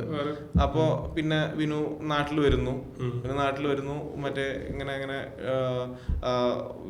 വീട്ടിലുണ്ടാവുന്ന ഇൻസിഡൻസ്, അത് കഴിഞ്ഞിട്ട് അയാള് ഈ പറഞ്ഞ ഏട്ടത്തിയമ്മേനെ കാണാൻ പോകുന്നു, മറ്റേ അളിയനെ കാണാൻ പോകുന്നു എന്ന് പറഞ്ഞിട്ട് അങ്ങനെ ഉണ്ടാക്കും. വരച്ച് താഴേക്ക് വരും. അപ്പൊ നോക്കുമ്പോ പൊതുവെ ഒരു എന്തൊരു കഥയാണെങ്കിലും നമുക്ക്, നിങ്ങളിപ്പോൾ ഒരു ഇത് ചെയ്യുകയാണെങ്കിൽ പോലും, പോഡ്കാസ്റ്റ് ഒരു ഷോ ചെയ്യുകയാണെങ്കിൽ പോലും, ഒരു കുറച്ച് കഴിഞ്ഞാൽ നമ്മൾ കാര്യത്തിലേക്ക് കിടക്കണം. നമ്മൾ പറഞ്ഞുകൊണ്ടിരിക്കുന്ന വിഷയം എന്താണെന്നുള്ളത് എത്തണമല്ലോ, അതൊരു 20 മിനിറ്റ്സിലേക്ക് എത്തണമല്ലോ. എനിക്കും ഗുരുവായൂരമ്പലനട കണ്ടപ്പോൾ തോന്നി ഭയങ്കര ഫാസ്റ്റ് ആണ് കാര്യങ്ങൾ പറഞ്ഞു പെട്ടെന്ന്. അപ്പൊ ഞങ്ങൾ ഇതെവിടെ കൊണ്ടുപോകും, ഇത് ഇന്റർവെല്ലിന് തീരൂലോ എന്ന് തോന്നും. പടപടപടയെന്ന് ഭയങ്കര അടുത്ത കാലത്ത് കണ്ടതിൽ ഭയങ്കര ഫാസ്റ്റ് ആയിട്ട് കാര്യങ്ങൾ പറഞ്ഞു പോണൊരു മൂഡ് തോന്നിയത്. ഞാൻ ഇതിനിടെ പെട്ടെന്ന് ചോദിക്കാൻ വന്നു, മറ്റേ അഴകിയ ലേല എന്നുള്ള പാട്ട് ഇത് എഴുതിക്കൊണ്ടിരുന്നപ്പോ കേട്ടതാണോ? ഇല്ല, അത് വിജയേട്ടന്റെ സെഷനാണ്. അങ്ങനെ ഒരു പാട്ട് വേണം അവിടെ ഒന്ന് എലിവേറ്റ് ചെയ്യാൻ വേണ്ടിട്ട്. ഭയങ്കര സിങ്ക് ആയിരുന്നു ആ പാട്ട്. ഭയങ്കര തിയേറ്ററിലൊരു ഹോളം ഉണ്ടാക്കിയായിരുന്നു. അത് ബസ് കേട്ടതല്ലേ, കഥയിലാണ് അങ്ങനത്തെ കാര്യങ്ങളൊക്കെ. ഞാൻ ഈ സ്ക്രീൻ പ്ലേ ഒന്നും ഇങ്ങനെ ബസ്സിൽ പോകുമ്പോൾ ഒന്നും ആലോചിക്കാറില്ല. സ്റ്റോറീസ് ആണ് ആലോചിക്കാറ്. പിന്നെ എനിക്ക് അതൊക്കെ എഴുതുമ്പോൾ എനിക്ക് മറ്റേ പേനയും പേപ്പറും വേണം എന്നുള്ള ഒരു ഇതുണ്ട്. ഇങ്ങനത്തെ സിനിമയൊക്കെ എഴുതുമ്പോൾ, തിരക്കഥയൊക്കെ എഴുതുമ്പോൾ അത് ഫസ്റ്റ് ഡ്രാഫ്റ്റ് 2 ഡ്രാഫ്റ്റ് എപ്പോഴും പേനയും പേപ്പറും കൊണ്ട് തന്നെ എഴുതാം. എന്നിട്ട് പിന്നെ ടൈപ്പ് ചെയ്യാം. ഇങ്ങനെ എഴുതുമ്പോൾ ഒരു കണക്ട് കഥകളൊക്കെ ടൈപ്പ് ചെയ്യും, നേരെ ടൈപ്പ് ചെയ്യും. ഇത് പക്ഷെ അങ്ങനെ ഒരു കണക്ഷൻ കിട്ടുന്നോണ്ടാണ്. ഇപ്പൊ ഫൗണ്ടൈൻ പെൻ ഭ്രാന്തുണ്ട്. ഒരു 10-12 ഫൗണ്ടൈൻ പെൻസും ഒരു 25 മഷികളും ഉണ്ട്. ഒരു 2 വർഷമായിട്ട് അതിന്റെ ഒരു ഭ്രാന്ത് കയറിയിട്ടുണ്ട്. അപ്പൊ നല്ല ഓരോരോ മഷി നിറയ്ക്കുക, ഭയങ്കര മഷി നിറച്ചിട്ട് എഴുതുക. ചിലതിനൊക്കെ നല്ല സ്മെല്ലുണ്ടാവും ചില കുറെ. അപ്പൊ അതിന്റെ ലിസ്റ്റൊക്കെ ഉണ്ട്, വലിയ ലിസ്റ്റൊക്കെ ഉണ്ട്. ഫൗണ്ടൈൻ പെന്നിനെ കുറിച്ചിട്ട് എന്ത് വെച്ചാലും പറയാൻ പറ്റും. ലാമി എന്ന് പറഞ്ഞൊരു പെണ്ണുണ്ട്, അതാണ് ഇപ്പൊ ഫേവറേറ്റ്. ലാമിയുടെ സഫാരി എന്നുണ്ട്. അപ്പൊ അതിലാണ്. അപ്പൊ ആ ഒരു എഴുത്ത്, ആ പ്രോസസ് എൻജോയ് ചെയ്യുന്നുണ്ട് ബേസിക്കലി. ഇത് നമുക്ക് നോട്ട് ചെയ്തേക്കുന്നത് എഴുത്തുകാരെങ്കിലും വന്നാൽ ഇഷ്ടപ്പെട്ട പേന. അതേപോലെ ഇഷ്ടപ്പെട്ടൊരു സ്ഥലമുണ്ടോ? അതായത് ഈ ഒരു അല്ലെങ്കിൽ ഈ ഒരു അന്തരീക്ഷത്തിലാണ് സമയമുണ്ടോ? അതായത് നമുക്ക് ക്രിയേറ്റിവിറ്റി നല്ല, അതായത് സ്ഥലം സമയം ഇല്ല, സമയമില്ല. അങ്ങനെ ഒരു പ്രത്യേകിച്ച് സമയമില്ല. ചിലപ്പോ എന്തെങ്കിലുമൊക്കെ, ചിലപ്പോൾ കുളിച്ചോണ്ടിരിക്കുമ്പോഴായിരിക്കും എന്തെങ്കിലുമൊക്കെ ഐഡിയ വരിക. അങ്ങനെ ചിലപ്പോൾ ഡ്രൈവ് ചെയ്തോണ്ടിരിക്കുമ്പോൾ ഞാൻ വോയിസ് നോട്ടിൽ മെമ്മോയില് സേവ് ചെയ്യും. സമയം അങ്ങനെ ഇല്ല. പണ്ട് കാലത്ത് രാത്രി 10 മണി എന്നുള്ളതായിരുന്നു ഒരു സമയം. ഇപ്പൊ ഇല്ല. വീട്ടിലെ ഭയങ്കര കംഫർട്ടബിളാ എഴുതാൻ. ഭയങ്കര വീട്ടിലൊരു മുറിയുണ്ട്, റൂം എടുക്കണ്ട, വേണ്ട, അവിടെയാണ് വീട് ഭയങ്കര കംഫർട്ടബിൾ. കുളിക്കുമ്പോഴാണ് ഏറ്റവും കൂടുതൽ ഐഡിയ കിട്ടാറ്. പക്ഷേ കുളിക്കാറില്ല, 2-3 ദിവസം എടുക്കാൻ കുളിക്കാൻ. അപ്പൊ ഒരു ഐഡിയ കിട്ടും. അല്ല, ഞാനത് നേരത്തെ ചോദിക്കാൻ വന്ന, ഈ മിക്ക റൈറ്റേഴ്സും കുറച്ച് ദൂരെ എവിടെയൊക്കെ പോയി റൂം എടുത്ത്, അല്ലെങ്കിൽ ഒരു ക്ലൈമറ്റ് അങ്ങനെയൊക്കെ നമ്മൾ കേട്ടിട്ടുണ്ട്. അതിനകത്ത് അവിടെ സിങ്ക് ആയി വരാൻ തന്നെ ഒരാഴ്ച എടുക്കും. ചില സ്ഥലങ്ങളൊക്കെ ചിലപ്പോ അങ്ങോട്ട് ആവില്ല. ഞാനിപ്പോ ഈ ഒരു വട്ടം ഞാൻ നേരത്തെ പറഞ്ഞല്ലോ, കഥകള് പിന്നെ പോഡ്കാസ്റ്റ് ചെയ്യാനുള്ള പ്ലാൻ. അപ്പൊ മൈക്കൊക്കെ വാങ്ങിച്ചു ഒരു വട്ടം. അതാണ് മൈക്കാണെങ്കിൽ അവിടുന്ന് ഇവിടുന്നൊക്കെ സൗണ്ട് പിടിക്കല്ലോ. അപ്പോൾ ഒരു കൊച്ചിയിലൊരു സ്ഥലത്ത് വന്നിട്ട് രാവിലെ 5 മണിക്ക് എഴുന്നേറ്റിട്ട് മറ്റേ റെക്കോർഡ് ചെയ്യാൻ വേണ്ടിയിട്ട് ഇരിക്കുമ്പോൾ തൊട്ടപ്പുറത്തുനിന്നൊരു കോഴി കൂവും. ഇത് ഉറങ്ങൊന്നുമില്ല. 5 മണിക്ക് എഴുന്നിട്ട് കൂവാൻ തുടങ്ങുക. അന്നൊന്നും നടന്നില്ല. എന്നിട്ട് പിന്നെ കിടന്നുറങ്ങി. അപ്പോൾ ഈ പറഞ്ഞ പോലെ എല്ലാ സ്ഥലവും ചിലപ്പോൾ നമുക്ക് അത്ര കംഫർട്ടബിൾ ആയിട്ട് അതിലേക്ക് എത്താൻ ചിലപ്പോൾ പറ്റിക്കോളുന്നില്ല. പിന്നെ പിന്നെ നമ്മളൊരു ഡിസ്കഷൻ ഭയങ്കര എഫക്റ്റീവ്. നമ്മളൊരു ഡയറക്ടറുടെ കൂടെ ഇരുന്നിട്ട് ആ ഒരു ഗിവ് ആൻഡ് ടേക്ക്, ആ പ്രോസസ്സ് ഉണ്ടല്ലോ, നമ്മൾ അന്ന് പറയും തിരിച്ചു പറയും, അങ്ങനെ സംസാരിച്ചെത്തുന്ന ആ ഒരു പ്രോസസ്സ് സ്ക്രീൻ പ്ലേയിൽ ഭയങ്കര ഇമ്പോർട്ടൻ്റ് ആണ്. അതും നമ്മള് ആ ഡിസ്കസ് ചെയ്യുന്ന പോയിന്റിൽ നമ്മള് അത് ഡിസ്കസ് ചെയ്ത് തലയിൽ വെച്ച് അങ്ങനെ വന്നിരുന്ന് പിന്നെ നമ്മളൊരു ഇതിലിരുന്നിട്ടല്ലേ എഴുതുന്നത്. അതെ അതെ അതെ അതെ അതെ. ഇല്ല, പിന്നെ ഞാൻ അങ്ങനെ കണ്ടിന്യൂസ് ഇരുന്ന് എഴുതാനും എനിക്ക് പറ്റാറില്ല. ഞാൻ ഇപ്പോൾ ഒരു പോമഡോറോ ടെക്നിക്ക് യൂസ് ചെയ്യുന്നുണ്ട്. 30 മിനിറ്റ് അങ്ങനെ ഇരുന്ന് എഴുതി നിൽക്കുക. അതല്ലാതെ എനിക്കൊരു 3 or 4 hourലൊന്നും ഞാൻ പോയിട്ടില്ല. ഉണ്ട്, ഇതിന് പേരിലൂരിനൊരു ഡെഡ് ലൈൻ ഉള്ളതുകൊണ്ട് സമയമില്ലാത്തതുകൊണ്ട് അങ്ങനെ ചെയ്തിട്ടുണ്ട്. പക്ഷെ അല്ലാതെ എനിക്ക് അത് അങ്ങനെ പറ്റില്ല. ഇത്ര സമയം ഇല്ല, അങ്ങനൊന്നുമില്ല. ഫ്രീ ആയിട്ട് വിട്ടു കൊടുക്കുക എന്നുള്ളൊരു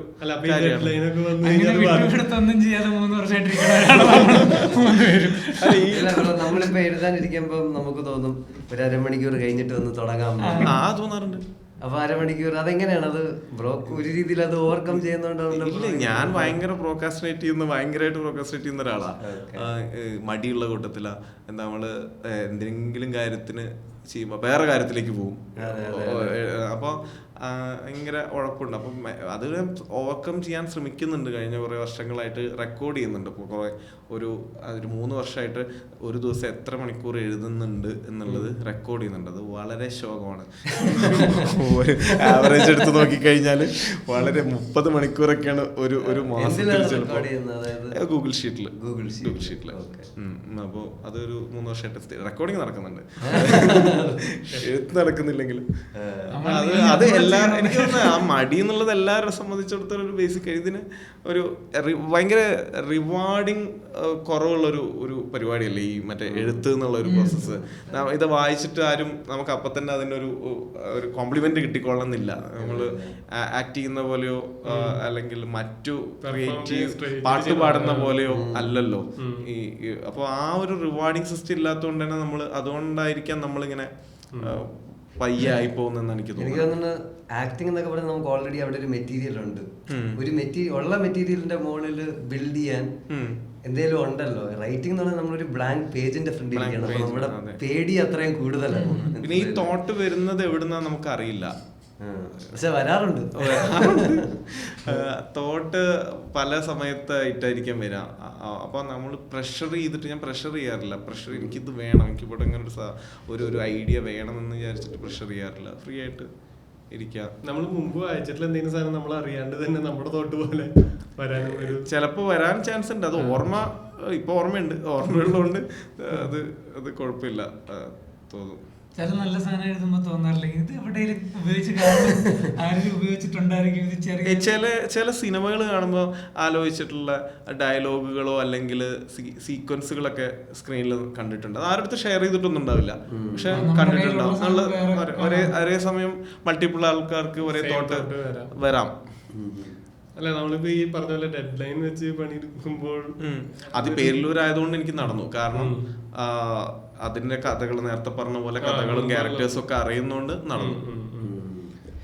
ബ്രോ ഈ ഫ്ലോ ചാർട്ട് എഴുതുമ്പോഴാണ് ബ്രോയിന് മനസ്സിലാവുന്ന കഥ. അവിടെയാണ് ബ്രോ ഈ കഥ കേറ്റുന്ന ഷോർട്ട് സ്റ്റോറീസ് ഇങ്ങനെ അതിന്റെ അകത്തോട്ട് ആ സിറ്റുവേഷൻ, അതിനനുസരിച്ചിട്ടുള്ള സിറ്റുവേഷൻസ് വരുമ്പോ ബ്രോ ഇവിടെ ഒരു ക്യാരക്ടർ ഇടാം, അല്ലെങ്കിൽ ഈ ഫ്രണ്ടിന് ഇങ്ങനത്തെ ഒരു ബാക്ക് സ്റ്റോറി കൊടുക്കാം. അപ്പൊ എന്റെ കയ്യിൽ ഓൾറെഡി ഒരു ഷോർട്ട് സ്റ്റോറി ഉണ്ട്, അതെടുത്ത് അങ്ങനെ അത് ഒരു ഇനിയിപ്പോൾ എടുക്കാനൊന്നുമില്ല ഒക്കെ. ചിലപ്പോൾ അത് അങ്ങനെ എഴുതിയിട്ടുള്ള, അല്ലെങ്കിൽ ചിലപ്പോൾ ആക്കാൻ വേണ്ടി ഷോർട്ട് സ്റ്റോറി ആക്കാൻ വെച്ചിട്ടുള്ള മെറ്റീരിയലിൽ നിന്നൊക്കെ എടുക്കാറുണ്ട്. ഒരു നോട്ട്ബുക്കിൽ ഇങ്ങനെ കുറിച്ച് വെച്ചിട്ടുണ്ട്.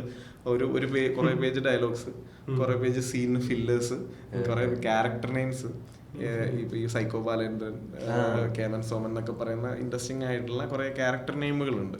അപ്പോൾ അതൊക്കെ ഇടാൻ വേണ്ടിയിട്ടുള്ള, അതൊക്കെ എവിടെയെങ്കിലും കിട്ടുമ്പോൾ അത് നോട്ട് ചെയ്ത് വെക്കും. ഈ ക്യാരക്ടേഴ്സ് ആക്ച്വലി വേറെ നമ്മള് റിയൽ ലൈഫിൽ കണ്ടിട്ടുള്ള അല്ലെങ്കിൽ കേട്ടിട്ടുള്ള ആൾക്കാർ ഇൻസ്പയർ ആയിട്ടുള്ള ക്യാരക്ടേഴ്സ് ആണോ, കംപ്ലീറ്റ്ലി നമ്മുടെ ഇമാജിനേഷനിലുള്ള ക്യാരക്ടേഴ്സ്? രണ്ടും ഉണ്ട്. മറ്റേതൊരു ഭയങ്കര റിസ്ക് സാധനമല്ലേ. അതെ, ഇതുവരെ ആരെങ്കിലും അങ്ങനെ തിരിച്ചറിഞ്ഞിട്ടുണ്ട്? ഇപ്പൊ സൈക്കോ ബാലം വന്നിട്ട് പറഞ്ഞിട്ടുണ്ട് അങ്ങനല്ല, ഞാൻ റിസ്ക് അതല്ല, കംപ്ലീറ്റ്ലി ഇമാജിൻ ചെയ്തൊരു ക്യാരക്ടർ ചെയ്യുമ്പോൾ നമുക്ക് എത്രത്തോളം ഡെപ്ത് പോകാൻ പറ്റില്ല, പുള്ളി എങ്ങനെ ചെയ്യുന്നത് അതെല്ലാം നമ്മുടെ തലക്കകത്തിരിക്കുന്ന ഒരു സാധനമാണല്ലോ. അപ്പൊ അതിനകത്തൊരു അത് പല എലമെന്റ്സ് ആഡ് ചെയ്തിട്ട് അയാളിലേക്ക് വരും, ഓരോരോ ഫീച്ചേഴ്സും വരെ ഒരുപാട് എലമെന്റ്സ്. അങ്ങനെയുള്ള കഥ മനസ്സിലുണ്ടോ ഇയാൾ ഇത് എന്തുകൊണ്ടാണ് ഇതിങ്ങനെ ഒന്ന് ബാക്ക് സ്റ്റോറി ഉണ്ടാക്കുന്നത് നല്ലതാ എപ്പോഴും. അപ്പൊ ചിലപ്പോ അയാൾ പറയുന്ന വാക്കുകളിൽ പോലും നമ്മുടെ ഡയലോഗുകളിൽ പോലും നമുക്ക് ഒരു കഥ കൊണ്ടുവരാൻ ആഡ് ചെയ്യാൻ പറ്റും. ബാക്ക് സ്റ്റോറി ഉള്ളത് നല്ലതാ. തോറ്റു കഴിഞ്ഞാൽ നേരെ പരിപാടിക്ക് എടുത്ത് പോവാ. ഫ്രണ്ട് പറഞ്ഞത് ആളുടെ നാട്ടിലൊരു ക്യാരക്ടർ ഉണ്ട്, അയാള് ഭയങ്കര പോസിറ്റീവ്, എല്ലാവർക്കും മോട്ടിവേഷണൽ സ്പീച്ച് ഒക്കെ നടക്കുന്നു, നാടൻ ആള്. അങ്ങനെ ഒരു ക്യാരക്ടർ ഉണ്ടെന്ന് പറഞ്ഞപ്പോ കൊള്ളാലോ. ജീവിതത്തെ അങ്ങനെ കാണുന്ന ആൾക്കാർ വേണ്ടേ, അങ്ങനെ ഒരു ഇതിൽ ആഡ് ചെയ്താ കുറെയൊക്കെ. പിന്നെ എനിക്കും ഒരു അംശമുണ്ട് ഗെയിം സോമന്റെ എന്തൊക്കെ സംഭവിച്ചാലും പോസിറ്റീവ് പറഞ്ഞിട്ട് നിൽക്കുന്നുണ്ട്. എഴുതാൻ എളുപ്പമായിരുന്നു. സ്വന്തം കാര്യം പൊളിഞ്ഞിട്ട് അത് കഥയാക്കാൻ തോന്നി കല്യാണം ആലോചിക്കാൻ പോയിട്ട്. അല്ല, ഇപ്പൊ ഗുരുവായൂരമ്പലം നടയിലും നമ്മള് മറ്റേ ആ കാലഘട്ടത്തിൽ ആ ഒരു സമയത്ത് ട്രെൻഡിങ് ആയിട്ട് സോഷ്യൽ മീഡിയയിൽ ഉണ്ടായിരുന്ന കുറച്ച് സാധനങ്ങൾ പ്ലേസ് ചെയ്തിട്ടുണ്ടല്ലോ. ഇപ്പൊ മറ്റേ എന്റെ പെങ്ങളുടെ കല്യാണം വിളിക്കാൻ വന്ന അങ്ങനെ അത് നമ്മള് സ്ക്രിപ്റ്റില് ഉണ്ടാക്കി. അതായത് ലാസ്റ്റ് ഡ്രാഫ്റ്റിലൊന്നുമില്ല, നമ്മള് ഷൂട്ടിംഗ് ലൊക്കേഷനിലും കുറെ കാര്യങ്ങൾ ആഡ് ചെയ്യും. അപ്പോഴാണ് അങ്ങനെ ഒരു ഐഡിയ ആ സമയത്ത് ഷൂട്ടിംഗ് ഡയറക്ടറിന്റെ ഇന്റർവ്യൂവിൽ അത് പറഞ്ഞിട്ടുണ്ടാവും. പൃഥ്വിരാജിന്റെ അടുത്ത് സംഭവം പറയുമ്പോൾ ആള് കണ്ടിട്ടില്ല. പിന്നെ ഫോണിൽ കാണിച്ചു കൊടുത്തിട്ട് ആ ഡേറ്റ് അനൗൺസ്മെന്റ്. അപ്പൊ അതൊരു പ്രോപ്പർ സ്ക്രിപ്റ്റ് ആയിട്ടല്ല, സ്ക്രിപ്റ്റ് തന്നെ നമ്മൾ സ്ക്രീനിൽ വന്നോളുന്നില്ല. ഇങ്ങനെ ലൊക്കേഷനിൽ ഉണ്ടാവുന്ന അഡീഷൻസ് ഉണ്ടാവാം. ചിലപ്പോൾ ഒരു ക്യാരക്ടർ തന്നെ വലുതായിട്ട് വരും, ഷൂട്ട് തുടങ്ങി കഴിഞ്ഞിട്ടായിരിക്കും ആ ക്യാരക്ടർ വരിക. ആ ഒരു പ്രോസസ്സ് സിനിമ തീരുന്നത് വരെ ഈ നമ്മൾ എഴുതി കഴിഞ്ഞ് അങ്ങ് കൊടുക്കുക, ഹാൻഡ് ഓവർ ചെയ്യാന്നുള്ളൊരു പ്രോസസ് അല്ല ഇപ്പൊ സിനിമകളിൽ സെറ്റിൽ ഉണ്ടാവാറുണ്ട്. എല്ലാ സിനിമയിലും ഫുള്ള് ആയിട്ടുണ്ടാവില്ല. പണ്ട് പറഞ്ഞ ഗുരുവായൂരിലുണ്ടായിരുന്നു. പേരിലൂരിന്റെ സമയത്ത് കുറച്ചേ ഉണ്ടായിട്ടുള്ളൂ. കാരണം അവിടെ ഗുരുവായൂർ പ്രീ നടക്കായിരുന്നു. കുഞ്ഞിരാമായണൊന്നും കുറവായിരുന്നു. ഒരു അച്ഛൻ ആ സമയത്ത് ഹോസ്പിറ്റലിലായിരുന്നു. അപ്പൊ ആ സമയത്ത് തീരെ ഉണ്ടായിട്ടില്ല അങ്ങനെ. പക്ഷെ ഉള്ളത് നല്ലതാണെന്നാണ് എനിക്ക് ഫീൽ ചെയ്തിട്ടുള്ളത്. കാരണം ഇത് എഴുതുമ്പോ ബ്രോ ആരെയും മനസ്സിൽ വെച്ചിട്ടല്ലല്ലോ എഴുതുന്നത്. ഇപ്പൊ പൃഥ്വിരാജ് അങ്ങനെ അതൊക്കെ അവസാനം കോമഡിയിലുള്ള ഒരു സാധനം എന്ന് പറഞ്ഞാൽ ഇപ്പം അജു വർഗീസിന്റെ ഒരു ഹ്യൂമർ ലാംഗ്വേജ് ഉണ്ടല്ലോ, അത് വെച്ചിട്ട് പുള്ളിക്ക് ചെയ്യാൻ പറ്റുന്ന ഒരു ഹ്യൂമർ കുറെ ഡെലിവറിയിലാണല്ലോ. അത് അങ്ങനെ ഞാൻ ആലോചിക്കാറില്ല. അത് എഴുതുമ്പോ ആ ആക്ടറെ കിട്ടിയില്ലെങ്കിൽ എന്ത് ചെയ്യും, അപ്പോ ഫ്രീ ആയിട്ട് എഴുതി പോവാണ് ചെയ്യാറ്. പിന്നെ അത് ഡയറക്ടറാണ്, അതിനുള്ള കൈയടികളൊക്കെ കൊടുക്കുന്നത് ഡയറക്ടർമാർക്കാണ്. കാരണം അത് ഏത് മീറ്ററിൽ പെർഫോം ചെയ്യിപ്പിക്കണം ആ ഹ്യൂമർ. കാരണം നമ്മള് മനസ്സിൽ കാണുന്നത് അവരത് സ്ക്രീനിൽ എത്തിക്കണം, അത് എളുപ്പമുള്ള കാര്യമല്ലല്ലോ. ആ സംഭവം സ്ക്രീനിൽ എത്തിക്കുന്നത് ആ കൊറിയോഗ്രാഫിയും ഒരു മറ്റേ സംസാരിക്കുന്ന ടോണും ഓരോ വാക്കിനെ തന്നെ ചെറുതായിട്ടൊന്ന് മാറ്റിയാൽ അതിനകത്ത് അത് ആക്ടറുടെ ഇതുണ്ടാവും, അതിനകത്ത് കോൺട്രിബ്യൂഷൻസ് ഇഷ്ടം പോലെ ഉണ്ടാവും. ചില സിനിമകൾ നമ്മൾക്ക് കാണുമ്പോ തോന്നും ഇത് കഥയായിട്ട് ഒരാൾ കേട്ട് കഴിഞ്ഞാൽ ഓക്കെ പറയും, ഫ്ലോപ്പ് ആവണ ചില സിനിമകൾ.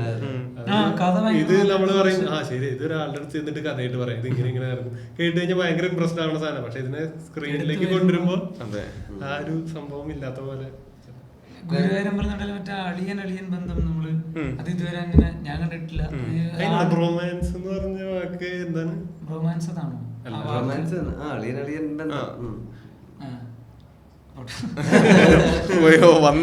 ഞാൻ പെട്ടെന്ന് റൊമാൻസ് വേറൊരു പടം ഇറങ്ങണ്ട അങ്ങോട്ട് പോയി.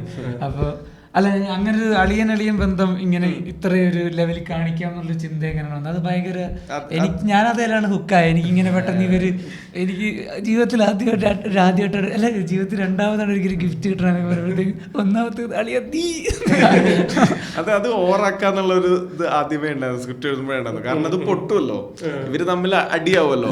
അപ്പൊ പിന്നെ ഓഡിയൻസിന് അറിയാം, ഒരു പോയിന്റ് കഴിഞ്ഞാൽ ഓഡിയൻസിന് അറിയാം ഇവര് തമ്മിലുള്ള ബന്ധം എന്താന്നുള്ളത്. ക്യാരക്ടേഴ്സ് അറിയുന്നതിന് മുമ്പ് ഓഡിയൻസിന് അതിൻ്റെ ഒരു ഭാഗം അറിയാം. അപ്പൊ എത്രത്തോളം ഇതിനെ അവര് തമ്മിലുള്ള ഇഷ്ടം കൂട്ടിയാൽ അവിടെ നമുക്ക് ഹ്യൂമർ വർക്കൗട്ട് ചെയ്യാൻ പറ്റും എന്നുള്ള ഒരു ഇതിലാണ് അവര് തമ്മിലുള്ള അത്രയും ആക്കിയത്. പിന്നെ ആ ക്യാരക്ടറിനെ സംബന്ധിച്ചിടത്തോളം ആരും മനസ്സിലാക്കിയിട്ടില്ല. ബിനു എന്നുള്ള ക്യാരക്ടറിനെ സംബന്ധിച്ചിടത്തോളം അളിയൻ മാത്രമേ, ആനന്ദേട്ടൻ മാത്രമേ മനസ്സിലാക്കിയിട്ടുള്ളൂ. അവ ആനന്ദേട്ടൻ ദൈവമാണെന്നുള്ള ഒരു കണക്കിലാണ്. അപ്പൊ ആനന്ദനെ സംബന്ധിച്ചിടത്തോളം എല്ലാവരും അയാളെ ഒരു ചൂടനായിട്ടും വീട്ടിൽ പോലും വിലയില്ല എന്ന് പറയുമ്പോൾ ഒരാൾ എന്നെ സ്നേഹിക്കുന്നു, അപ്പൊ അവരങ്ങ് സിങ്കായി അങ്ങനെ. അപ്പോൾ ആ ഒരു ബന്ധം അങ്ങനെ എക്സ്പ്ലോർ ചെയ്തിട്ടുണ്ടായിരുന്നു. ഇതിലൊക്കെ കുറെ റിയൽ ലൈഫ് ഒരു അംശം അതിൽ അങ്ങനെ ഓരോന്നും ഉണ്ടായിട്ടില്ല. അങ്ങനെ ഈ അല്ല, നമ്മുടെ ഈ പറഞ്ഞ പോലെ സിനിമയില് സ്ക്രിപ്റ്റ് റൈറ്റർ എന്ന് പറയുന്ന ആള് ഇനി കൊമേഴ്ഷ്യൽ അല്ല ഇതിന്റെ സാമ്പത്തിക വശങ്ങളിലേക്ക് നമുക്ക് കിടക്കാം. ഈ നേരത്തെ പറഞ്ഞ പോലെ ഏത് യൂട്യൂബർ എന്ത് കണ്ടന്റ് ചെയ്താലും അല്ല എല്ലാരും സാധാരണ നോക്കുന്ന ആളുടെ റവന്യൂ എത്രയാന്നുള്ള പോലെ. അല്ല, സ്ക്രിപ്റ്റ് റൈറ്റേഴ്സ് മലയാളത്തിൽ അണ്ടർ പെയ്ഡ് ആണ് എന്നുള്ളൊരു അത് എനിക്ക് തോന്നുന്നുണ്ട്.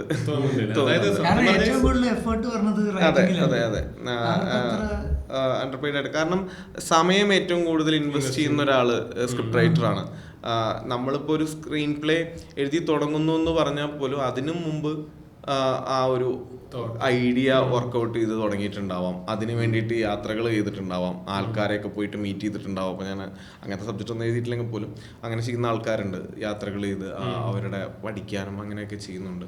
അപ്പം അത്രയും ദിവസങ്ങൾ അവർ അതിനു വേണ്ടി സ്പെൻഡ് ചെയ്യുന്നുണ്ട്. അതും സിനിമയുടെ ഭാഗമായിട്ട് നിൽക്കുകയും ഡബിലും ഒക്കെ ആയിട്ട് നിൽക്കും. അപ്പോൾ നമ്പർ ഓഫ് ഡേയ്സ് വളരെ കൂടുതലായിരിക്കും.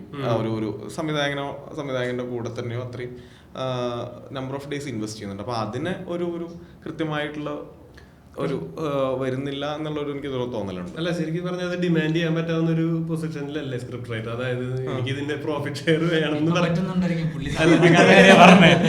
തുടക്കക്കാരുടെ സ്ട്രഗിൾ ആണോ അത് ആര് പോയിന്റ് കഴിഞ്ഞാൽ നമുക്ക് അങ്ങനെ ഡിമാൻഡ് ചെയ്യാൻ പറ്റുന്നൊരു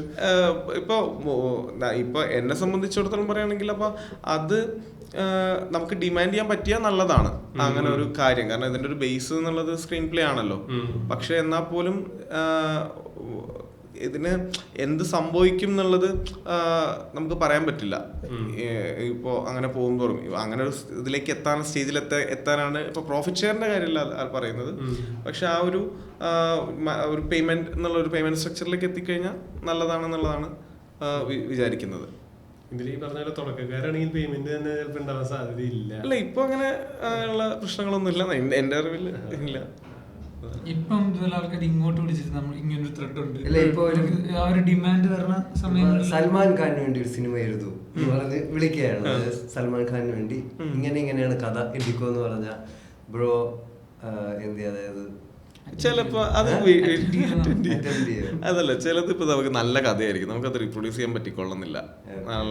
നല്ല സബ്ജക്ട്സ് ആയിരിക്കും, നമുക്ക് അതിനോടൊരു കണക്ട് ഒക്കെ കാണാൻ, നമുക്ക് ആ സിനിമ കാണാൻ നമുക്ക് ഇഷ്ടമായിരിക്കും.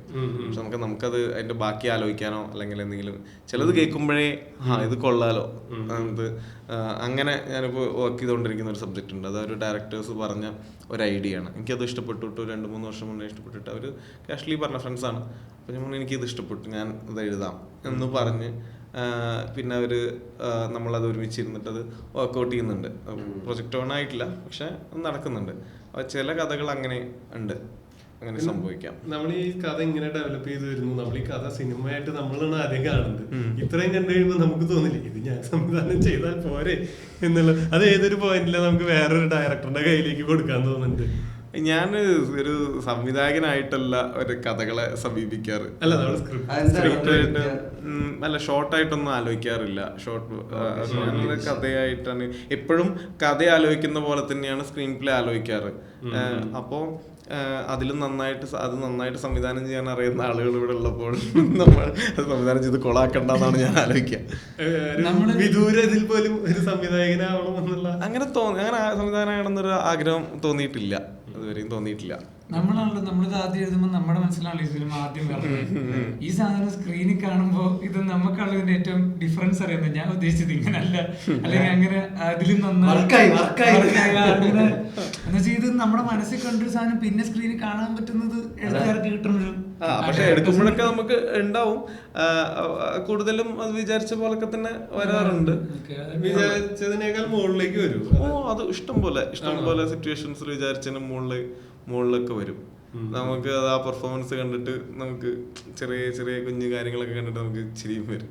ഇപ്പൊ ഈ ഒരു എക്സാമ്പിൾ പെട്ടെന്ന് ഓർമ്മ വന്ന് മറ്റേ ഈ കുഞ്ഞിരാമായണത്തില് നീരജ് മറ്റേ കൈ കഴുകിയിട്ട് ഇവരിങ്ങനെ നിൽക്കുമ്പോ അല്ല കൈ കഴുകുന്നിടത്തല്ല എന്തോ ഒരു ഇത് പറയുമ്പോൾ ആ പ്രേമത്തിലാണ്, അവർ തമ്മിൽ പ്രേമത്തിലാണ് എന്ന് പറയുന്നത് ഒരു സാധനം ഇടുന്നുണ്ട്. അപ്പൊ അതൊന്നും നമുക്കൊരിക്കലും സ്ക്രിപ്റ്റിൽ എഴുതുക ഒന്നും ഇല്ലല്ലോ. അപ്പൊ അത് ഭയങ്കര അങ്ങനെയൊക്കെയുള്ള ആക്ടേഴ്സിന്റെ കുറെ മൈന്യൂട്ടായിട്ടുള്ള കാര്യങ്ങൾ. ഇപ്പൊ അതിനകത്ത് മറ്റേ മാമുക്കോയൊക്കെ ഈ കൊട കൊണ്ട് ഇങ്ങനെ കൈ വലിക്കുന്നൊരു സീനുണ്ട്. അപ്പൊ അങ്ങനത്തെ കാര്യങ്ങളൊക്കെ നല്ല രസമാണ്. അല്ലെങ്കിൽ കയ്യിൽ നിന്ന് ഇടുന്ന കാര്യങ്ങള് ഈ കാര്യങ്ങൾക്കൊരു ക്ലാരിറ്റി കുറവുള്ളതുകൊണ്ട് കണ്ണട വെക്കാന്നൊക്കെ പറയുന്നതൊക്കെ കയ്യിൽ നിന്നിട്ടതാ. നല്ല എല്ലാവരുടെയും കോൺട്രിബ്യൂഷൻ വരുമ്പോ ചിലപ്പോ നമ്മള് പോകും.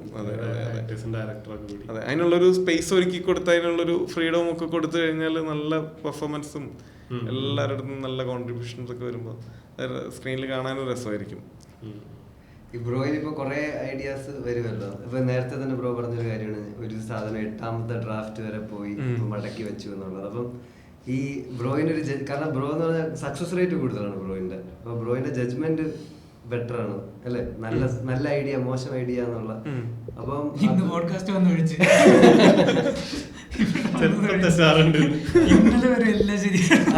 ബ്രോയിന് ഇങ്ങനെ ചില കഥകളൊക്കെ കേൾക്കുമ്പോ തോന്നുന്നു ഇത് മോശം ഐഡിയ ആണ്, ഇതിനി വർക്ക് ചെയ്തിട്ട് കാര്യമില്ല എന്നുള്ള. നല്ല ഐഡിയ തന്നെയല്ലേ വർക്ക് ചെയ്തിട്ട് കാര്യമുള്ളൂ. അത് തോന്നും ഇതിൽ കാര്യമില്ല, പ്രത്യേകിച്ച് മുന്നോട്ട് പോയിട്ട് കാര്യമില്ല എന്ന് തോന്നും. തുടങ്ങി പകുതിയിൽ അങ്ങനെ പോയിട്ടില്ല. അങ്ങനെ കുറെ ഇങ്ങനെ എഴുതി വെക്കുന്ന സ്വഭാവമൊന്നുമില്ല. എക്സൈറ്റ്മെന്റ് തോന്നും. ആ എക്സൈറ്റ്മെന്റ് പിന്നെ ഉണ്ടെങ്കിലേ നമ്മൾ അതിനകത്ത് വീണ്ടും വീണ്ടും വാക്കി അല്ലെങ്കിൽ ഒരാളെടുത്ത് പറയുകയൊക്കെ ചെയ്യുള്ളൂ. പിന്നെ ആളുകളോട് സംസാരിക്കുമല്ലോ, ഈ കഥ അങ്ങനെ നമ്മൾ പിച്ച് ചെയ്ത് നോക്കുമല്ലോ, ഫ്രണ്ട്സിന്റെ അടുത്തും ഒക്കെ ആളെടുത്ത് പിച്ച് ചെയ്യുമ്പോൾ അവരത് എങ്ങനെ അത് എടുക്കുന്നു എന്നുള്ളത് കൂടെ നോക്കിയിട്ടാണ് മുന്നോട്ട് പോവുക. അല്ലെങ്കിൽ സിസ്റ്റമാറ്റിക് ആയിട്ടുള്ള എഴുതുമ്പോ ഈ റൈറ്റേഴ്സ് ബ്ലോക്ക് എന്ന് പറഞ്ഞ സംഭവം ഇല്ലേ, അത് അടുത്തേക്ക് ഷിഫ്റ്റ് ആവും. അങ്ങനെയാണ് ചെയ്യാറ്. ഞാൻ പറഞ്ഞില്ല, ഞാൻ പ്രഷർ ചെയ്യാറില്ല. ഇങ്ങനെ ഫ്രീ ആയിട്ട് മൾട്ടിപ്പിൾ പ്രോജക്ട്സ് എടുക്കാറുണ്ട്. കാരണം അല്ല, ഇത് നമ്മളിപ്പോ സിനിമയിൽ നമുക്ക് ഒരു പ്രൊജക്ട് എന്ന് പറഞ്ഞിട്ട് മുന്നോട്ട് പോയിട്ട് കാര്യമില്ല. അങ്ങനെ പോയി എനിക്ക് നല്ല ഗ്യാപ്പ് വന്നിട്ടുണ്ട്. ഒരു 5 പ്രൊജക്ട് ഒക്കെ അറ്റ് എ ടൈം ഓപ്പറേറ്റ് ചെയ്താൽ മാത്രമേ നടക്കുള്ളൂ. എന്തെങ്കിലുമൊക്കെ എപ്പോഴെങ്ങനെയാ നടക്കാന്ന് നമുക്ക് പറയാൻ പറ്റില്ല. അപ്പൊ ഈ പറഞ്ഞ ഒരേ ദിവസം തന്നെ 2-3 പ്രൊജക്ടിന്റെ മീറ്റിംഗ്സ് അറ്റൻഡ് ചെയ്തിട്ടുണ്ട്, ചെയ്യാറുണ്ട്, അല്ലെങ്കിൽ ആലോചിക്കാറുണ്ട്. ഒരെണ്ണത്തിന്റെ ഒരു സിനോപ്സിസ് ഒന്ന് റീവർക്ക് ചെയ്യാൻ അയക്കുകയും മറ്റേന്റെ മുകളിൽ കറക്ഷൻസിന്റെ മുകളിൽ ഇരിക്കുകയും ഒക്കെ അങ്ങനെ 2-3 എണ്ണത്തിന്റെ ഒക്കെ ചെയ്തിട്ടുണ്ട്. ചിലപ്പോൾ ഒരു ദിവസം ആഴ്ചകളോളം ഒന്നും ചെയ്യാതിരിക്കുകയും ചെയ്യും. അതാണ് കൂടുതലും. സ്വാഭാവികമായിട്ട് വീട്ടിലിരിക്കുമ്പോൾ നമ്മൾ ആ വീട്ടിലിരിക്കുന്നെങ്കിൽ നമ്മൾ അവിടെ പ്രസന്റ് അല്ലാത്ത പോലെ ആബ്സെന്റ് മൈൻഡഡ് ആണ്, ഭയങ്കര ആബ്സെന്റ് മൈൻഡഡ് ആണ്. ഇപ്പൊ ലാസ്റ്റ് മറ്റേ KLF-ന്റെ പരിപാടി കഴിഞ്ഞിട്ട് ഞാൻ ബുക്ക് ലോഞ്ച് കഴിഞ്ഞിട്ട് വരുന്ന വഴിക്ക് ഇപ്പൊ കഴിഞ്ഞ ഞായറാഴ്ച ചെമ്മീൻ വാങ്ങിച്ചു. എന്നിട്ട് കാറിന്റെ ഡിക്കിയിൽ വെച്ചു. എന്നിട്ട് പിറ്റേ ദിവസം വൈഫ് തിങ്കളാഴ്ച വൈഫ് പറഞ്ഞു ഇന്ന് മീൻ വാങ്ങിക്കണം എന്ന് പറഞ്ഞപ്പോഴാണ് എനിക്ക് ഓർമ്മ, ഇന്നലെ വാങ്ങിച്ച ഒരാഴ്ച ആ മണം ഇപ്പോഴും പോയിട്ടില്ല. കാറ് മൊത്തം മണമാണ്. ഞാൻ ഉണക്കച്ചെമ്മീനല്ലേ ഇത്. അപ്പൊ എന്റെ അടുത്ത് അമ്മയും വൈഫും പറയുന്ന അടുത്ത കഥയ്ക്കുള്ളതായെന്നാണ്. ഇതാണ് സംഭവിച്ചുകൊണ്ടിരിക്കുന്ന അനുഭവങ്ങളാണ് കഥകളാവുന്നത്. ഇഷ്ടംപോലെ സംഭവിക്കാറുണ്ട്, എങ്ങനെയും സംഭവിക്കാറുണ്ട്. അതുകൊണ്ട് വീട്ടുകാർ വലിയ ഭാരിച്ച ഉത്തരവാദിത്തങ്ങൾ ഏൽപ്പിക്കാതിരിക്കുകയാണ് നല്ലത്. ഒരു ആബ്സെന്റ് മൈൻഡഡ് സ്വഭാവം ഉള്ളതുകൊണ്ട് ഇങ്ങനെ ഒരു വട്ടം ഇപ്പൊ KLF-ന്റെ ബുക്ക് ലോഞ്ചിന്റെ ഇടയും പറഞ്ഞു. ഒരു വട്ടം ഇങ്ങനെ ഗം എന്ന് പറഞ്ഞിട്ടൊരു സ്റ്റോറി ഉണ്ട് പുസ്തകത്തില്. അപ്പൊ ഇതിനകത്ത് ഈ ചൂയിങ് ഗം നമ്മൾ ചവച്ചിട്ട് ബസ്സിലിങ്ങനെ ട്രാവൽ ചെയ്യും, തൃശ്ശൂരിൽ നിന്ന് കൊച്ചിയിലേക്ക് വരാം, ട്രാവൽ ചെയ്യും, മറ്റേ ചൂയിങ് ഗം ചവച്ചിട്ട് ഇതിൽ അതിന്റെ കവറിലിടുന്നതിന് പകരം ബസ്സിന്റെ ടിക്കറ്റിലിട്ടു. അപ്പൊ അവിടുന്ന് പിന്നെ കഥ ടൈപ്പ് ചെയ്യാൻ തുടങ്ങിയാണ് ഞാൻ ചെയ്യുന്നത്. അങ്ങനെ സംഭവിച്ചിട്ട് ചക്കർ വരുമ്പോൾ എന്ത് സംഭവിക്കും എന്നുള്ള കഥ ടൈപ്പ് ചെയ്യുമ്പോ ആലുവെത്തിയപ്പോ ചക്കർ ശരിക്കും വന്നു. കഥയിൽ അതിന് മുന്നേ വന്നു. അപ്പൊ അങ്ങനെയുള്ള അബദ്ധങ്ങൾ ലൈഫിൽ കുറെ സംഭവിക്കാറുണ്ട്. കുറെ സംഭവിച്ചിട്ട് അത് കഥയാക്കാറുണ്ട്. ബ്രോ ഈ പബ്ലിക്കിൽ ഇപ്പൊ ഫ്രണ്ട്സിന്റെ കൂടെ ഇരിക്കുമ്പോ ഒരു ഇൻഫോർമേറ്റീവ് ഇങ്ങനെ കഥകൾ പറയാറുണ്ടോ? അതങ്ങനെ അത് പറയാറുണ്ട്. കഥ പറയുന്നത് ഇഷ്ടമാണ്. അപ്പൊ കാരണം നമുക്ക് എഴുതുമ്പോ ആ വാലിഡേഷൻ കിട്ടൂലല്ലോ. അത് പറഞ്ഞു അവരുടെ മുഖത്തൊരു ഇങ്ങനെ എന്തെങ്കിലുമൊക്കെ ഐഡിയാസ് ഒക്കെ പറഞ്ഞു നോക്കും, നമ്മള് ഷെയർ ചെയ്യാറുണ്ട്. അല്ല, ഞാൻ ഈ പറഞ്ഞ പോലെ നമ്മള് അവസാനം നമ്മുടെ അച്ചൻമെന്റഡ് ആവുന്ന പറഞ്ഞാൽ നമ്മുടെ ഫാമിലി എന്ന് പറഞ്ഞൊരു സംഭവം ഉണ്ട്. അപ്പൊ നമ്മളിങ്ങനെ കുറെ ചിന്തിച്ചിരിക്കുന്ന സമയത്ത് വന്നിങ്ങനെ പറഞ്ഞുകൊണ്ടിരിക്കുമ്പോ നമുക്കൊരു ബാലൻസ് ചെയ്യാനുള്ളൊരു ഇല്ല. അങ്ങനെ അത് പ്രശ്നം, ദേഷ്യം വരില്ല, അങ്ങനെ ശല്യപ്പെടുത്തരുത് അങ്ങനെയൊന്നും പറയില്ല. കാരണം ഞാനിത് ഭയങ്കരമായിട്ട് ആ പ്രോസസ്സ് അങ്ങനെ ഇങ്ങനെ ഇരുന്ന് എഴുതുന്ന ഒരാളല്ല. മറ്റേ അപ്പൊ ചിലപ്പോൾ ആ സീൻ എഴുതിക്കൊണ്ടിരിക്കുമ്പോൾ എഴുന്നേറ്റ് പോയിട്ട് വേറെ എന്തെങ്കിലുമൊക്കെ തേങ്ങ പൊളിച്ചിട്ട് വന്നിട്ട് ബാക്കി ഇരുന്ന് എഴുതും എന്നുള്ള പ്രശ്നമുള്ള കേസല്ല. അങ്ങനെ ബ്രോ ഏതൊരു പോയിന്റാണ് ഫുൾ ടൈമിലോട്ട് മാറിയത്? അതായത് ജോലി ക്വിറ്റ് ചെയ്ത്? അത് തുടക്കത്തില് അങ്ങനെ ഒരു രീതിയിൽ മാറിയിട്ടുണ്ടായിരുന്നു. എനിക്ക് മറ്റേ ഇതിനോടൊരു ഇഷ്ടം അങ്ങനെ ഫീൽ ചെയ്തിട്ട് ആ സമയത്ത് അല്ല, സിനിമയുടെ എഴുത്ത് തന്നെ ഒരു ആദ്യം എഴുതിയ സിനിമ നടന്നില്ല. അത് എൻ്റെ ഒരു ഷോർട്ട് ഫിലിം കണ്ടിട്ട് ഒരു പ്രൊജക്റ്റ് സ്റ്റാർട്ട് ചെയ്തിട്ടുണ്ടായിരുന്നു. എൻ്റെ കഥയല്ല, ഡയറക്ടറുടെ കഥയായിരുന്നു. അത് നമ്മളൊരു 6 months സ്റ്റാർട്ട് ചെയ്ത് അങ്ങനെ നടന്നില്ല. പിന്നീട് കുഞ്ഞിരാമായണം ആണ്. അതൊരു 23-24 വയസ്സിൽ ആണ്, ആ സമയത്താണ് അത് ചെയ്യുന്നത്. പക്ഷെ ഈ കോമഡി അല്ല, എനിക്ക് മറ്റേ ഭയങ്കര ത്രില്ലറൊക്കെ എഴുതാൻ ഭയങ്കര ഇഷ്ടമാണ്. അപ്പൊ ഈ ലാസ്റ്റ് ഒരു വിക്ടർ എന്ന് പറഞ്ഞിട്ടൊരു കഥ എഴുതിയിട്ടുണ്ടായിരുന്നു. ഒരു 5 പാർട്ടായിട്ട് ഒരു ത്രില്ലറാണ്. ഒരു ചെറിയൊരു സ്പൈ പരിപാടിയൊക്കെ ഉണ്ട്. ഫേസ്ബുക്കിൽ ഇട്ടിട്ട് എനിക്ക് അതിന് ഭയങ്കര റെസ്പോൺസ് കിട്ടി. അത് നേരത്തെ പറഞ്ഞ പോലെയാണ്. ആദ്യമായിട്ട് കോമഡി എഴുതിയ പോലെ ഇടയ്ക്ക് ഇങ്ങനത്തെ ഒരു സംഭവം എഴുതിയപ്പോൾ അതിന് ഭയങ്കര റെസ്പോൺസ് വന്നു. ഇപ്പോഴും പ്രൊഫൈൽ പിക്ക് ഇട്ടാൽ പോലെ അടിയിൽ വന്നിട്ട് വിക്ടറിന്റെ ബാക്കി എവിടെയാണ്, 5 പാട്ടിൽ നിർത്തിയിരിക്കുക, വിക്ടറിന്റെ ബാക്കി എവിടെയെന്ന് ചോദിക്കുന്നുണ്ട് ആൾക്കാർ, ഇഷ്ടംപോലെ ചോദിക്കുന്നുണ്ട്. അതിന് കൊച്ചി മെട്രോയിൽ ഒരു പില്ലർ നമ്പറൊക്കെ അതിനകത്ത് ഭയങ്കര പറയുന്നുണ്ട്. അന്ന് ആ പോസ്റ്റ് ചെയ്ത ശേഷം 5 പേരെങ്ങാണ്ട് എനിക്ക് ഫോട്ടോ എടുത്ത് അയച്ചു തന്നു. ആ പില്ലർ നമ്പർ 909 എന്ന് പറഞ്ഞിട്ടുള്ള പില്ലർ നമ്പർ അയച്ചു തന്നിട്ടുണ്ടായിരുന്നു. അപ്പോൾ അങ്ങനത്തെ എഴുത്തും ഭയങ്കര ഇഷ്ടമുള്ള കാര്യമാണ്. അതിനിയൊരു നോവലായിട്ട് എഴുതണം എന്നാണ് ആഗ്രഹം. വിക്ടറിന് ബാക്കി ഫേസ്ബുക്കിൽ എഴുതുമ്പോൾ അത് ഫേസ്ബുക്കിന് വേണ്ടി എഴുതുന്ന ഒരു ഫീല് വരുന്നുണ്ട്. മറ്റേ ലൈക്ക് കിട്ടാൻ വേണ്ടിയിട്ട് പലയിടത്തും ക്ലിപ്പ് ഹാങ്ങർ ഇട്ട് നിർത്തുന്നു, അങ്ങനെയൊക്കെ വരുമ്പോൾ അപ്പോൾ അത് കംപ്ലീറ്റ് ചെയ്യണം എന്നൊരു ആഗ്രഹമുണ്ട്. അപ്പോൾ സിനിമയാണെങ്കിലും അങ്ങനത്തെ ഭയങ്കര കുറച്ചുകൂടെ സീരിയസ് സബ്ജക്ട്സും അല്ലെങ്കിൽ ഒരു ത്രില്ലർ സബ്ജക്ട്സ് ഒക്കെ വർക്കൗട്ട് ചെയ്തിട്ടുണ്ട്. പക്ഷെ സിനിമയായിട്ടില്ല. കോമഡി ഈ ബുക്കിന്റെ എഴുത്ത് എന്ന് പറയുന്നത് ഇപ്പൊ കുറെ പുതിയ റൈറ്റേഴ്സ് നമ്മുടെ അവിടെ ആൾക്കാർ വായന ശരിക്കും കുറഞ്ഞിട്ടുണ്ടോ അതോ വായന കൂടിയിട്ടുണ്ടെന്നാണ് തോന്നുന്നത്. പുതിയ എഴുത്തുകാരും ഒരുപാട് പേര് നല്ല രീതിയിൽ വായിക്കുന്നുണ്ട്. നമ്മളൊക്കെ വായിച്ചിരുന്ന ആ സമയത്ത് നമ്മളൊക്കെ വായിച്ചിരുന്നതിനേക്കാൾ കൂടുതൽ ആൾക്കാർ ഇപ്പൊ വായിക്കുന്നുണ്ട് തോന്നുന്നു. അവിടെ നീ പറഞ്ഞ പോലെ ഇത് ഫുൾ ടൈം എഴുത്തിലേക്ക് പോവാവുന്ന അത്രയും ഒരു മാർക്കറ്റ് ആണോ ഈ? അതെനിക്ക് സത്യം പറഞ്ഞാൽ അറിയില്ല അങ്ങനെ. എന്നാലും ഇപ്പൊ പൊതുവെ ഈ കോണ്ടന്റ്സ് ഒക്കെ നല്ല രീതിയിൽ അക്വയർ ചെയ്യുന്നുണ്ട്. പൊതുവെ സ്റ്റുഡിയോസും പുറത്തൊക്കെ ഇഷ്ടം പോലെ ഇതിനൊരു വാല്യൂ ഉണ്ടല്ലോ.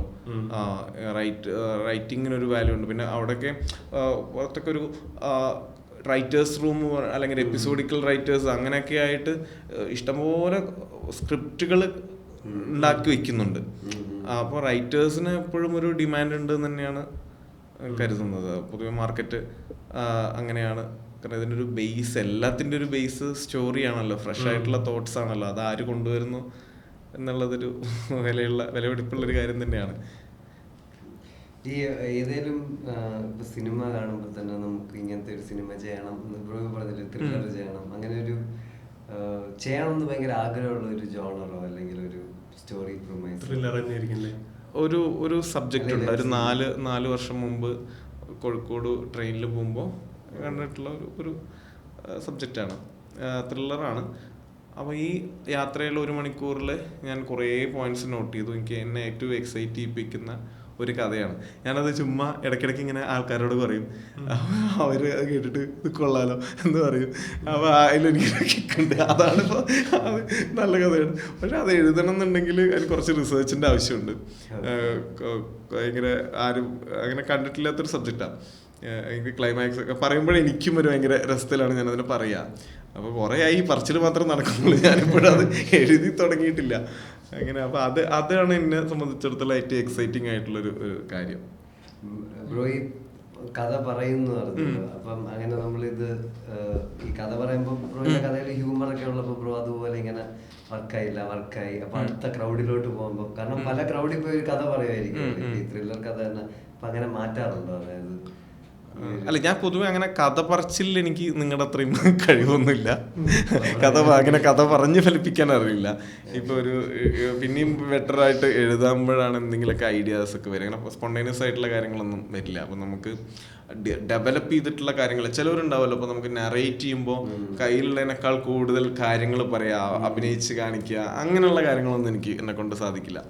അപ്പോൾ ആ പ്രിപ്പറേഷനിലെ അത്രത്തോളം കണ്ടന്റ് നമ്മൾ എങ്ങനെ പ്രിപ്പയർ ചെയ്യുന്നത്, എങ്ങനെ പ്രസന്റ് ചെയ്യുന്നു എന്നൊക്കെ ഉള്ളൊരു പ്ലാൻ ഉണ്ടാക്കി വെക്കും ഓൾറെഡി കഥ പറയുമ്പോൾ. ഇപ്പോൾ ഒരു സ്ക്രീൻ പ്ലേ നമ്മളൊരാളെടുത്തോ, ഒരു ആർട്ടിസ്റ്റിൻ്റെ അടുത്തോ അല്ലെങ്കിൽ പ്രൊഡ്യൂസറുടെ അടുത്തോ പറയുമ്പോൾ അത് വേറൊരു പ്രോസസ്സാണ്. നമ്മൾ ആ കയ്യിലുള്ള കഥേനെ നമ്മൾ അരമണിക്കൂറോ അല്ലെങ്കിൽ 3/4 മണിക്കൂറോ എങ്ങനെ പ്രസന്റ് ചെയ്യണം. അതിനകത്ത് ചിലപ്പോൾ ചില ഡയലോഗ്സ് മറ്റേ നമുക്ക് സിനിമയിൽ വലിയ കാര്യമായിട്ടുള്ള ഡയലോഗ് ആയിരിക്കില്ല, പക്ഷെ അത് പറഞ്ഞു കഴിഞ്ഞാൽ ഒരു ചിരി കിട്ടും നമുക്കറിയാം. അപ്പോൾ ആ ഡയലോഗിനെ നമ്മൾ പറയും, പക്ഷെ ഒരു സീന് മൊത്തത്തിൽ നമുക്ക് പറയേണ്ട ആവശ്യമേ വരില്ല. കാരണം അവിടെ അത് പറഞ്ഞു കഴിഞ്ഞാൽ അവർക്ക് ബോറടിക്കുകയോ അങ്ങനെയൊക്കെ ചെയ്യും. അപ്പോൾ ഈ എങ്ങനെ നമ്മൾ ഈ കഥ പറയണം എന്നുള്ളത് നമ്മളൊരു പ്ലാൻ ഉണ്ടാക്കി വെക്കണം എന്നുള്ളതാണ് കാര്യം. അത് നല്ലതായിരിക്കും. പറഞ്ഞു പോകേണ്ട ഒരു കഥയുണ്ടല്ലോ ശരിക്കും, അത് ഫുൾ ഇത് ഈ ഒരു സീനകത്ത് മാക്സിമം ഇത്ര ഹ്യൂമർ, അതായത് ഹ്യൂമർ കൂടി ഇത്രയും കഥ ചില സീൻസ് നമുക്ക് എന്ത് ചെയ്താലും ചിലപ്പോൾ അവിടെ അത്ര ഹ്യൂമർ വരില്ലായിരിക്കും. അപ്പൊ അതിനകത്ത് കൂടുതലേക്ക് അതിന്റെ ഒരു പ്രോസസ് എന്തായിരിക്കും, അതായത് അങ്ങനെ ഒരു ചില സീനുകളെ നമുക്കൊന്ന് എലവേറ്റ് ചെയ്ത് കഴിഞ്ഞാൽ ഹ്യൂമർ ആക്കാൻ എലവേറ്റ് ചെയ്യാൻ ശ്രമിക്കാറുണ്ട്. അത് ബെറ്റർ ആക്കും.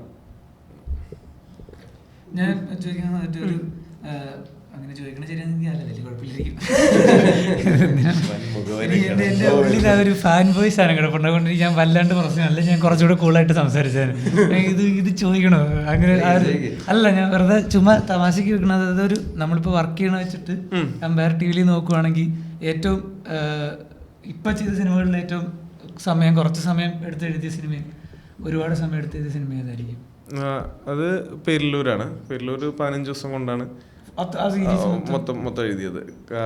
കാരണം സമയമില്ല. ഇപ്പോൾ 2 എപ്പിസോഡ് 2 ദിവസം വെച്ചിട്ടാണ് സ്ക്രീൻ പ്ലേ എഴുതിയത്. മൊത്തം സീൻ ഓർഡർ അതിന് മുന്നേ ഉണ്ട്. സീൻസിലേക്ക് കടന്നിട്ട് അത് എഴുതുന്നത് 15 ദിവസം കൊണ്ടാണ്. അപ്പോൾ സീൻ ഓർഡർ ഉണ്ട്, ക്യാരക്ടേഴ്സ് ഉണ്ട്, പറഞ്ഞ പോലെ കാര്യങ്ങൾ, ഡയലോഗ്സ് ഒക്കെ അവിടെ ആൾറെഡി ഉണ്ടല്ലോ.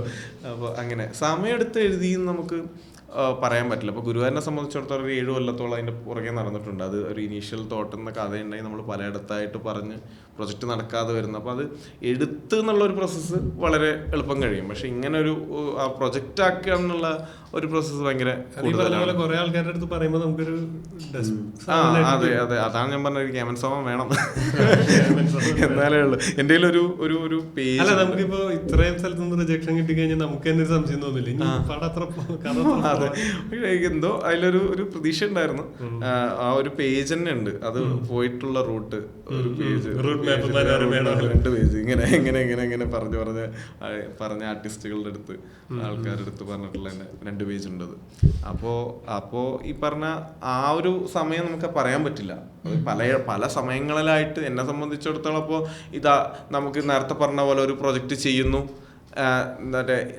3 മാസം കഴിഞ്ഞിട്ട് ഷൂട്ട് അല്ലെങ്കിൽ 4 മാസം കഴിഞ്ഞ് ഷൂട്ട് എന്ന് സംഭവിച്ചിട്ടില്ല. അപ്പോഴും 4-5 വർഷമായിട്ട് വർക്കൗട്ട് ചെയ്തുകൊണ്ടിരിക്കുന്ന പ്രൊജക്റ്റ് ആവാത്ത കാര്യങ്ങളുണ്ട്. അപ്പോൾ അങ്ങനെ ഒരു സമയം നമുക്ക് പറയാൻ പറ്റില്ല. അത് പത്മിനി ആയിരുന്നു. ആ ഗ്യാപ്പ് ഉണ്ട്. അത് ഈ പറഞ്ഞ പോലെ മറ്റേ ഗുരുവായൂർ 2016 തുടങ്ങിയതാ. പ്രൊജക്റ്റ് ആവാനുള്ള ഒരു സമയം ഭയങ്കര കൂടുതലാണ്. കുഞ്ഞിരാമായണം കണ്ടിട്ട് അപ്പൊ എന്തായാലും റൈറ്ററിനെ തപ്പി കുറെ പേര് വരും. ഇല്ല, ആരും വന്നിട്ടില്ല. ഇല്ല, ആരും വന്നിട്ടില്ല. എനിക്കത് റൈറ്റേഴ്സ് റീസെന്റ് വന്നവര് ഇപ്പം മുമ്പുണ്ട്, ഉണ്ട്. പക്ഷെ അങ്ങനെ വന്നിട്ടില്ലായിരുന്നു, എന്താണെന്നറിയില്ല. പത്മിനിയും ഇതുപോലെ നമ്മൾ തന്നെ തോന്നി നമ്മൾ എഴുതി കഴിഞ്ഞിട്ട് പിന്നെ അല്ല, അത് അതേ സെയിം പ്രൊഡ്യൂസേഴ്സ് ആയിരുന്നു. അപ്പോൾ ആ ഒരു ബേസ് ഐഡിയ തൊട്ടിട്ട് നമ്മൾ വർക്ക്ഔട്ട് ചെയ്തിട്ട് ആണ് ചെയ്തത്. പത്മിനിയിൽ മറ്റേ മെത്ത വെക്കുന്ന ആളുടെ ക്യാരക്ടർ ഭയങ്കര കിടലാണ്. മറ്റേ പുള്ളിയുടെ നമ്മുടെ സച്ചിൻ ചെയ്ത ക്യാരക്ടർ ഭയങ്കര അടിപൊളി. ബ്രോയിന് ജനറലി സെൽഫ് ഡൗട്ട് സാധനങ്ങളൊക്കെ വരണ്ടായിരിക്കുമല്ലോ. അപ്പം ബ്രോ എങ്ങനെയാണ്? ഉണ്ടായിട്ടില്ല. അതൊരു ഓളത്തിന് ഇങ്ങനെ പോവാണ്. അതുകൊണ്ട് ചിന്തിക്കാത്ത കാര്യങ്ങളൊക്കെ ഇട്ട് കൊടുക്കാണ്. ഇന്ന് നമ്മക്കാണ് എന്തൊക്കെ കുഴപ്പമുള്ള, നമ്മൾ ആവശ്യമില്ലാത്ത എന്തൊക്കെയോ ചിന്തിക്കണുണ്ട്. അത് ഒരു അയ്യോ ഇത് ശരി, അങ്ങനെ അതിന് രണ്ട് ആസ്പെക്ട് ഉണ്ട്. ഞാൻ ലൈഫിനെ ഒരിക്കലും അങ്ങനെ സീരിയസ് ആയിട്ട് കണ്ടിട്ടില്ല. അപ്പോൾ സീരിയസ് ആയിട്ട് കാണാത്തതുകൊണ്ട് ഇങ്ങനെ ഞാൻ പറഞ്ഞില്ല, നേരത്തെ പറഞ്ഞില്ല, ഒരു കൊല്ലം കഴിഞ്ഞിട്ട് എവിടെ നിൽക്കണമെന്നോ 2 കൊല്ലം കഴിഞ്ഞിട്ട് എന്തായിത്തീരണമെന്നോ അങ്ങനൊന്നും ആഗ്രഹിക്കാറില്ല. അപ്പോൾ അതില്ലാത്തത് കൊണ്ട് ഈ പറയുന്ന പ്രഷറോ ടെൻഷനോ കാര്യങ്ങളോ കുറവാണ്. പക്ഷേ ഈ മറ്റേ ഈ ഒരു ഓളത്തിൽ പോകുന്നതിൻ്റെതായിട്ടുള്ള മറ്റേ പ്രശ്നങ്ങൾ അതിൻ്റെ കൂടെ വരും. എല്ലാത്തിനും ഉണ്ടല്ലോ ഒരു 2 സൈഡ്. അങ്ങനെ മറ്റേ നമുക്ക് ആ ഒരു മറ്റേ ഇതാവണം, next month, next week, next year എനിക്കൊരു പ്രൊജക്റ്റ് ഓൺ ആവണം, എനിക്കൊരു സിനിമ ചെയ്യണം എന്നുള്ള ഒരു ഇതിലല്ല പോയിട്ടുള്ളത്. അതിനെക്കുറിച്ച് ബോധമല്ല ഇങ്ങനെ ഒരു പടത്തിൽ പോവാം. പുതിയതായി വരുന്ന എഴുത്തുകാർ എങ്ങനെയാണ് ഒരു ഡയറക്ടറെ അപ്രോച്ച് ചെയ്യേണ്ടത്?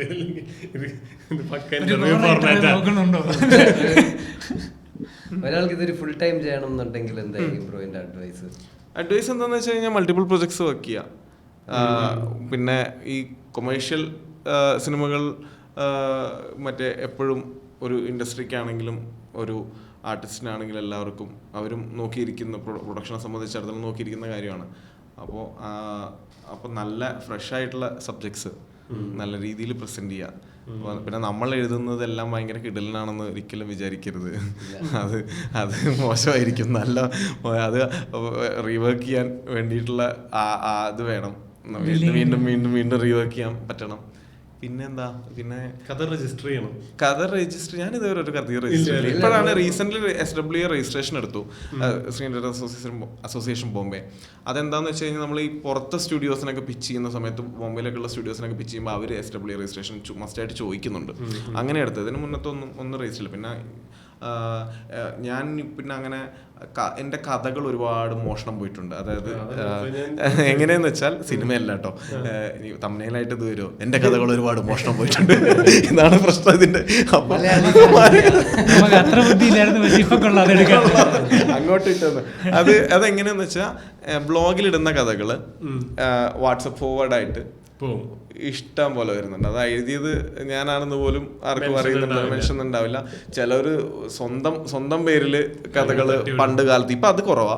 ഫേസ്ബുക്കിലൊക്കെ നമുക്ക് കുറച്ചൊക്കെ പോപ്പുലർ ആയതുകൊണ്ട് ആരെങ്കിലൊക്കെ എടുത്തിട്ട് തരും. മുമ്പ് അത് ഇഷ്ടം പോലെ പോയിട്ടുണ്ട്. കുറേ പേജസുകൾ ഇഷ്ടം മറ്റേ വാട്സപ്പിൽ ഇറിറ്റേഷൻ വരും ആ സമയത്ത്.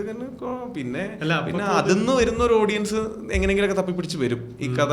അങ്ങനെയും ചിലർ വന്ന് പറയാറുണ്ട്, ഈ കഥ എങ്ങനെ കണ്ട്, അപ്പോൾ അത് ഗൂഗിൾ ചെയ്തിട്ട് റിസർച്ച് ചെയ്തിട്ടൊക്കെ വന്നു എന്നൊക്കെ പറയാറുണ്ട്. അപ്പോൾ കാരണം നമ്മളതൊരു പബ്ലിക് മീഡിയത്തിൽ ഇടുകയാണ്. അവിടുന്ന് അത് ഇങ്ങനെ സ്പ്രെഡായി പോകും. നമുക്കൊരു പ്രോപ്പറായിട്ട് അതെ പ്രോപ്പറായിട്ടുള്ള ചിലത് ഷോർട്ട് ഫിലിംസ് ആയിട്ടുണ്ട്. ഏതെങ്കിലുമൊക്കെ ഐഡിയാസ് ഒക്കെ എടുത്തിട്ട് ഷോർട്ട് ഫിലിം ആയിട്ട് വന്നിട്ടുണ്ട്. അങ്ങനെ പോയിട്ടുണ്ട്. അല്ലാതെ സിനിമ കഥകളൊന്നും ഇതുവരെയും പോയിട്ടില്ല. പക്ഷെ നമ്മൾ അങ്ങനെ പേടിക്കരുത് എന്നാണ് എനിക്ക് പറയാനുള്ളത്. കഥകൾ നമ്മൾ ആൾക്കാരുടെ അടുത്ത് പറഞ്ഞു കഴിഞ്ഞാൽ കിട്ടുന്ന ഒരു ഫീഡ്ബാക്ക് ഉണ്ടാവാം.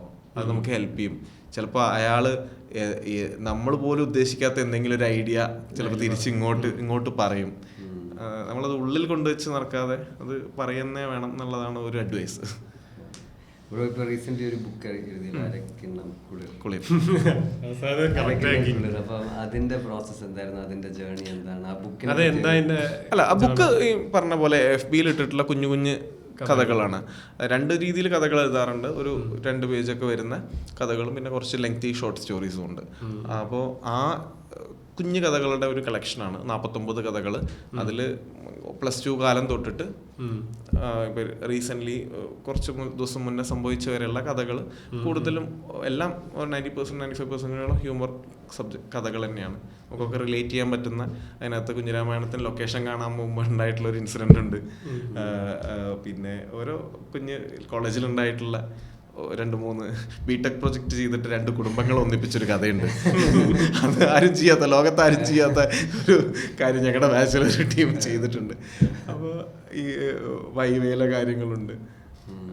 അപ്പം അങ്ങനത്തെ കഥകളാണ് അതിനകത്ത്. അത് ഒരൊറ്റ വായനയിൽ പോകാൻ പറ്റുന്ന, ഇങ്ങനെ ലൈറ്റായിട്ട് പോകാൻ പറ്റുന്ന, ഇങ്ങനെ ആലോചിക്കൊന്നും വേണ്ട, സിമ്പിൾ ലാംഗ്വേജിൽ പോകുന്ന കഥകളാണ്. സിനിമയുടെ ഒരു സിനിമ എഴുതി അതിൽ ആ സിനിമയുടെ പേരിലോട്ട് എങ്ങനെയാണ് എത്തുന്നത്? ഇതിന് ഇങ്ങനൊരു പേര് കൊടുക്കും. ചിലത് ആദ്യം കിട്ടും, ചിലത് കിട്ടാൻ പാടാണ്. കുഞ്ഞിരാമായണം വരെ വിഷ്ണുവിന്റെ ഒരു ഐഡിയ ആയിരുന്നു.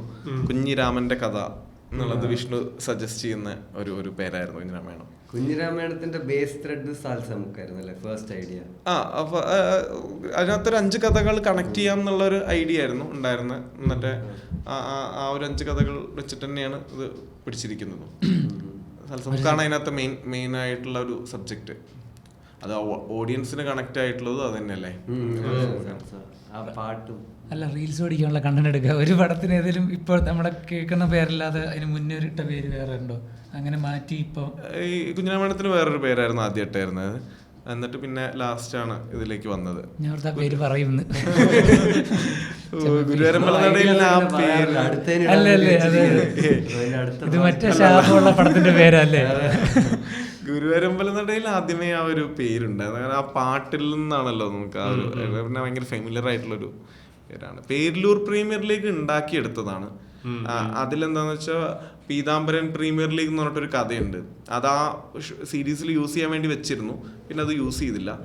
അപ്പോൾ അതിൽ നിന്നാണ് ഒരു പേരില്ലാത്ത ഊര് എന്നുള്ളത് കഥകളിൽ വന്നു പോകുന്നുണ്ട്. അങ്ങനത്തെ ഒരു ഗ്രാമം, പേരില്ലാത്തൊരു പേരിലൂർ പ്രീമിയർ ലീഗ് എന്നാണ് അങ്ങനെ ഇട്ടത്. എനിക്ക് പിന്നെ ആ പേര് തന്നെ ഒരാളുടെ ഒരു ഇരട്ട പേരാണല്ലോ. അപ്പം അങ്ങനെ അപ്പോൾ ചിലത് ആലോചിച്ചുകൊണ്ടിരിക്കും. നമുക്ക് ചിലത് കഥയുടെ കൂടെ തന്നെ ടൈറ്റിലും കൂടെ വരും. സ്കൂൾ സമയങ്ങൾ ഒക്കെ എങ്ങനെയായിരുന്നു? പഠിപ്പിയായിരുന്നു? പഠിപ്പിയൊന്നുമല്ല. അല്ല, ഈ പറഞ്ഞ പോലെ എഴുത്തും പരിപാടികൾ അന്നും ഉണ്ട്. ടീച്ചർമാർക്ക് ഇഷ്ടമായിരിക്കും, സ്വാഭാവികം. അതെ, എഴുത്തും മാഗസിനിൽ എഴുതലും അങ്ങനെയൊക്കെയുള്ള കാര്യങ്ങളൊക്കെ ഉണ്ട്. വലിയ കുഴപ്പമില്ലാതെ പഠിച്ചു പോയിട്ടുണ്ട്.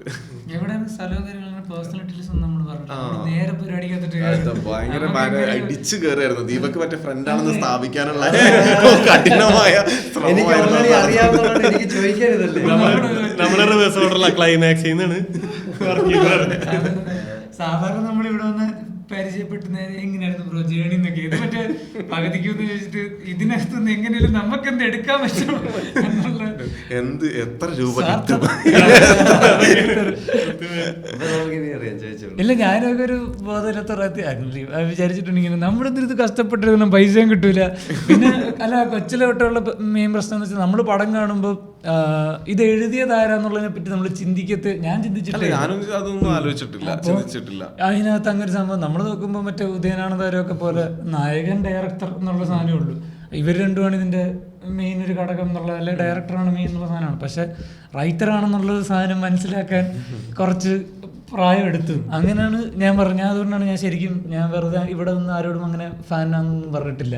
ശരിക്കും ഞാൻ അങ്ങനെ ഇതിന്റെ റൈറ്റർ ആരാണെന്ന് തപ്പിപ്പോയി, അല്ലെങ്കിൽ നിങ്ങൾ തമ്മിൽ കണ്ടിട്ടുണ്ടെന്ന് പറയുമ്പോൾ ഞാൻ പുള്ളിയോടും പറഞ്ഞിട്ടുണ്ട്. ഓക്കെ, ഇങ്ങനെ പുള്ളി എനിക്ക് ഇഷ്ടമാണ്, അല്ലെങ്കിൽ അങ്ങനെ ഞാനിങ്ങനെ ഇന്ന റൈറ്ററിന്റെ പടമാണെങ്കിൽ ഇത് കാണാം. ഇതിനകത്ത് എന്തായാലും ഞാൻ അടുത്തിടയ്ക്ക് ഏറ്റവും കുറച്ചൊക്കെ ഗുരുവായൂരമ്പലനടയിൽ കുറച്ച് മിക്സഡ് റിവ്യൂസ് ഒക്കെ വന്നിട്ടുണ്ടെന്ന് തോന്നുന്നു. പക്ഷെ ഞാൻ ഏറ്റവും കണ്ടതിൽ അടുത്തിടെ കണ്ടതിൽ ഏറ്റവും കൂടുതൽ തിയേറ്ററിൽ ഇങ്ങനെ ഒന്നും നോക്കാതെ പൊട്ടിച്ചിരിച്ച, നമ്മുടെ സ്റ്റാൻഡപ്പ് കാണുമ്പോൾ ആൾക്കാർ ചിരിക്കണം എന്ന് നമ്മൾ ആഗ്രഹിക്കുന്ന ലെവലിൽ ഞാൻ പോയിരുന്ന് ചിരിച്ചൊരു പടമാണ് അത്. ഭയങ്കര ഫ്രീ ആയിട്ടിരുന്നു. അപ്പം എനിക്കത് ആ റൈറ്ററിനോടുള്ള സ്നേഹവും വിശ്വാസം ആ ഒരു സാധനമാണ്. അപ്പം അത് കുറച്ച് കാലം ആയിട്ടുള്ളൂ റൈറ്റർ എന്നുള്ളൊരു സാധനത്തിലോട്ട് ആൾക്കാർ ശ്രദ്ധിക്കാനും ഒക്കെ തുടങ്ങിയിട്ടുള്ളൂ. അപ്പം കിട്ടി വാലിഡേഷൻ കിട്ടി. നമ്മുടെ വാലിഡേഷൻ കിട്ടേണ്ട ആവശ്യം പുള്ളിക്കില്ലല്ലോ. അതാ അല്ല, അതുകൊണ്ടാണ് നമ്മളും ഈ പറഞ്ഞ പേഴ്സണലി ഒന്നും അങ്ങനെ ഒരു പരിപാടി ചോദിക്കുന്നത്. ഇപ്പം ബ്രോയുടെ സ്ഥലവും കാര്യങ്ങളും ഞാൻ വെള്ളം കുടിപ്പിച്ചു. സ്ഥലം എടപ്പാളാണ്, മലപ്പുറം ജില്ലയിലെ പൊന്നാനി അടുത്ത എടപ്പാൾ.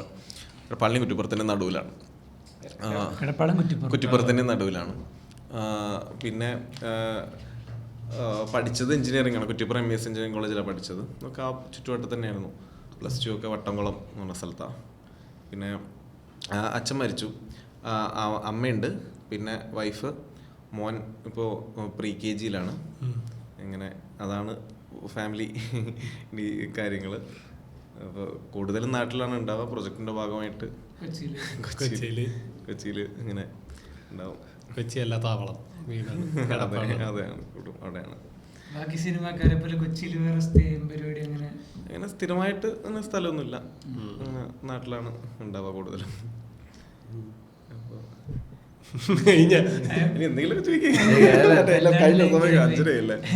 ഈ ഇങ്ങനെ ബ്രോയിൻ്റെ ജസ്റ്റ് ഞാൻ വാലിഡേഷനെ പറ്റി പറഞ്ഞുകൊണ്ടാണ്, ബ്രോയിന് ഏറ്റവും കൂടുതൽ കിട്ടിയിട്ടുള്ളൊരു നല്ല കോംപ്ലിമെന്റ് എന്തായിരിക്കും? അല്ലെങ്കിൽ എന്നുവെച്ചാൽ ആരെങ്കിലും പറഞ്ഞപ്പോ ഈ പലപ്പോഴും നമ്മളിപ്പോ കണ്ടു വളർന്ന ആൾക്കാർ നമ്മളെ ആരാധിക്കുന്ന ആരെങ്കിലും, അല്ലെങ്കിൽ ഒരാൾ പറയാണ് ഇതെന്റെ ജീവിതത്തിൽ മാറ്റിമറിച്ചു. അങ്ങനെ പറയാനുള്ളൊന്നും അങ്ങനെ അങ്ങനെ പെട്ടെന്ന് ഓർമ്മ വരുന്നില്ല. ബ്രോ ഇതിന് വേണ്ടിയല്ല ചെയ്യുന്നത്, ബ്രോ ഒരു ഓളത്തിന് മൊമെന്റ്സ് ഉണ്ടാവും. കാരണം അങ്ങനത്തെ സന്തോഷം തരുന്ന മൊമെന്റ്സ് ഒബ്വിയസ്ലി എല്ലാവരുടെ ലൈഫിലും ഉണ്ടാവും. ഇപ്പം ഈ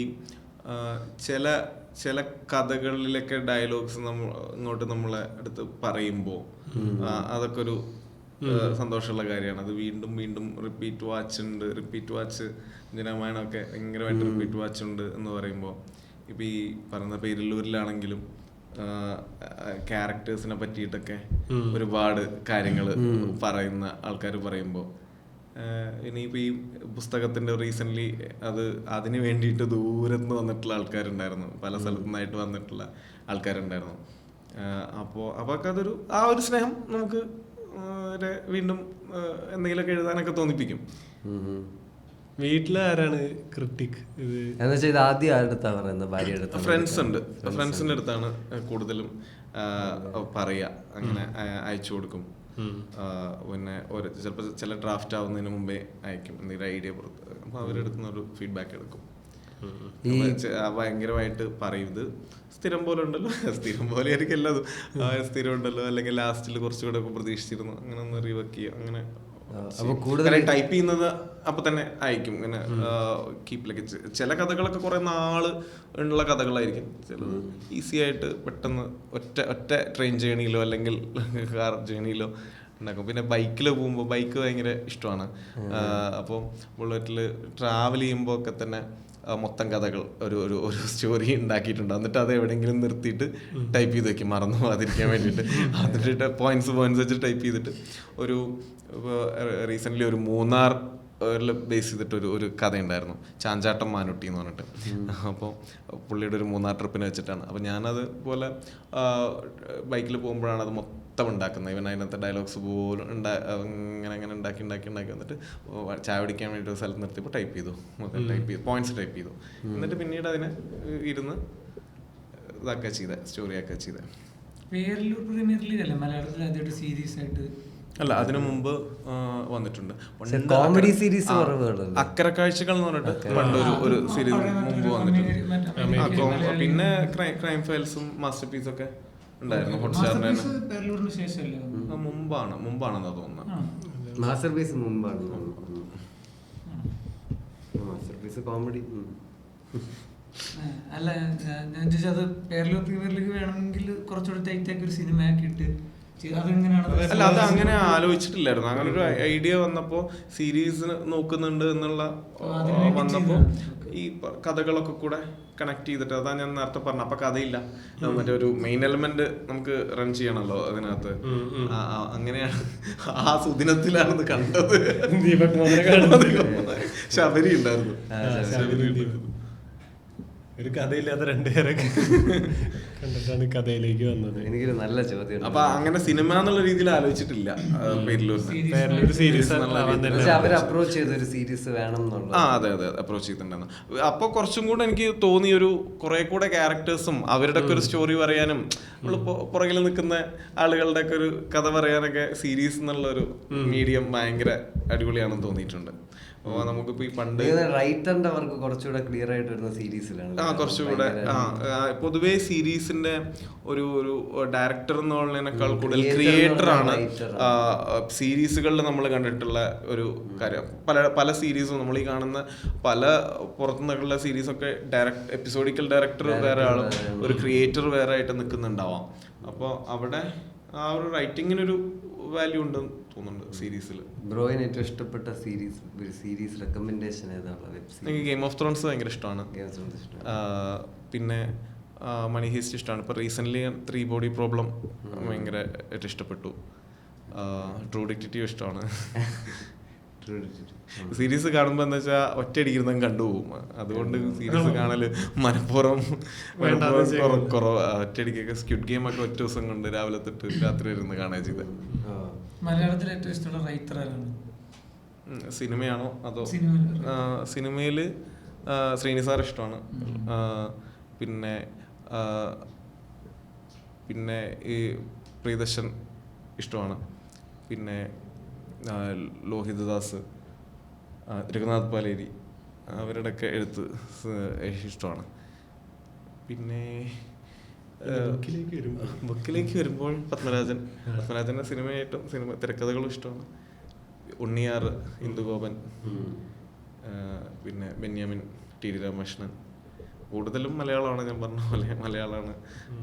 MT ഇഷ്ടമാണ്. എനിക്കൊരു ചോദ്യം ഉണ്ടായിരുന്നു, എന്നും ചോദിക്കാലോ.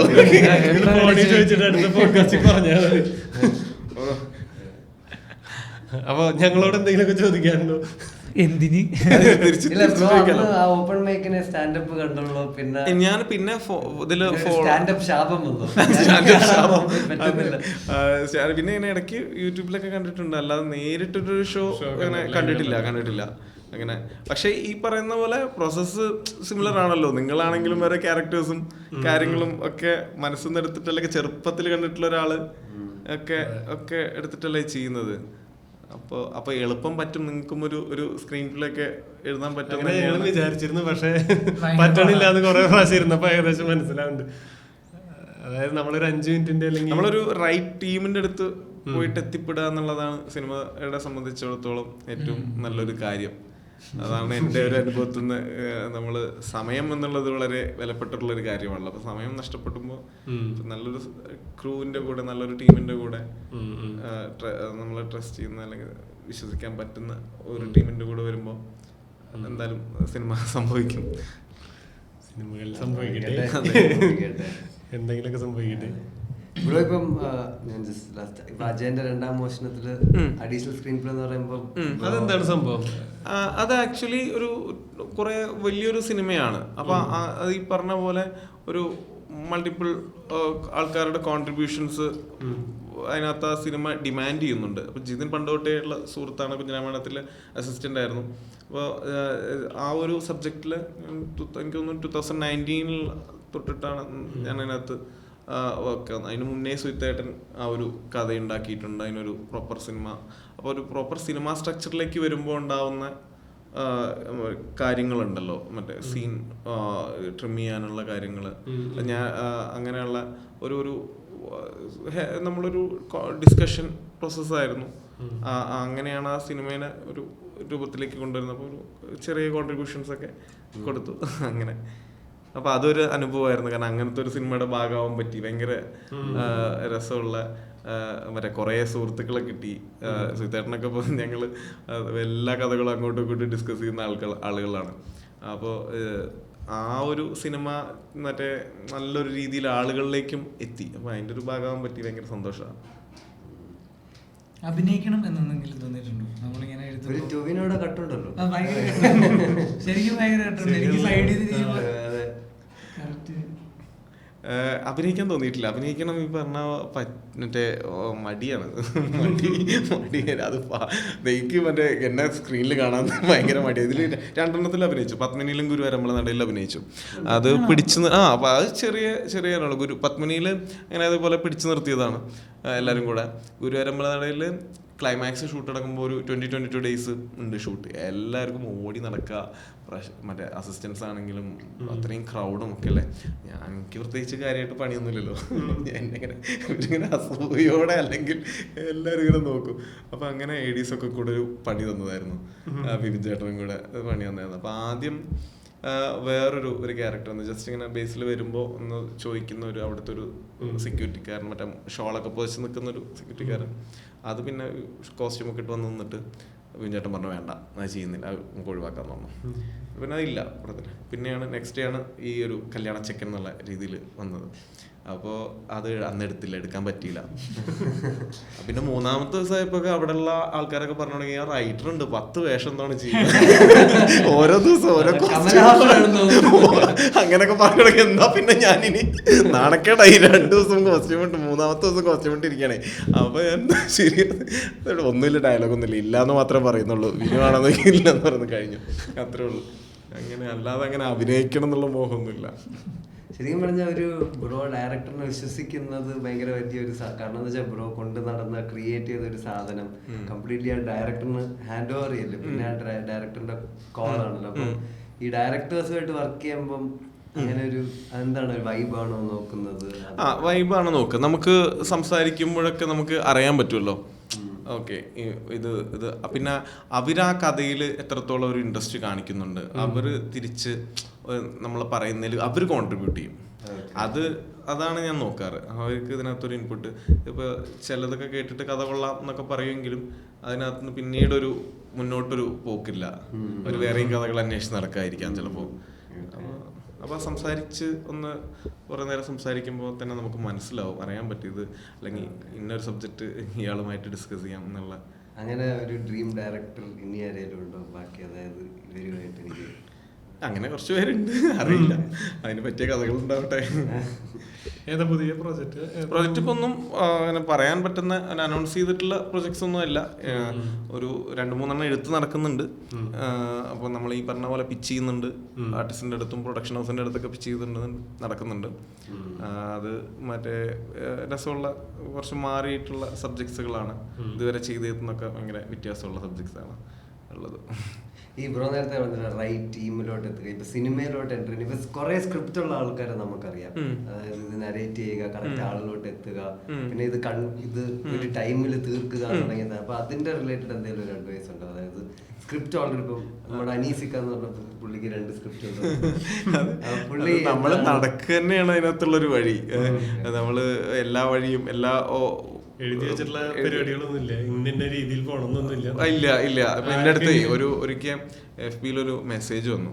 ഇങ്ങനെ മെസ്സേജ് ഇങ്ങനെ ഇതില് മെസ്സേജിൽ പോയി കിടക്കുന്ന നോക്കുമ്പോൾ ചെക്ക് ചെയ്യുമ്പോൾ, ബ്രോ നിങ്ങളൊക്കെ ഭയങ്കര ഭാഗ്യം ചെയ്തവരാണ്, സിനിമ ചെയ്യാൻ പറ്റിയല്ലോ. ഞാനൊക്കെ ഒരുപാട് കഷ്ടപ്പെട്ടു, എനിക്ക് ഒന്നും സിനിമ ചെയ്യാൻ പറ്റിയില്ല. ഞാനൊരു 5 പ്രാവശ്യം കൊച്ചിയിൽ വന്നു.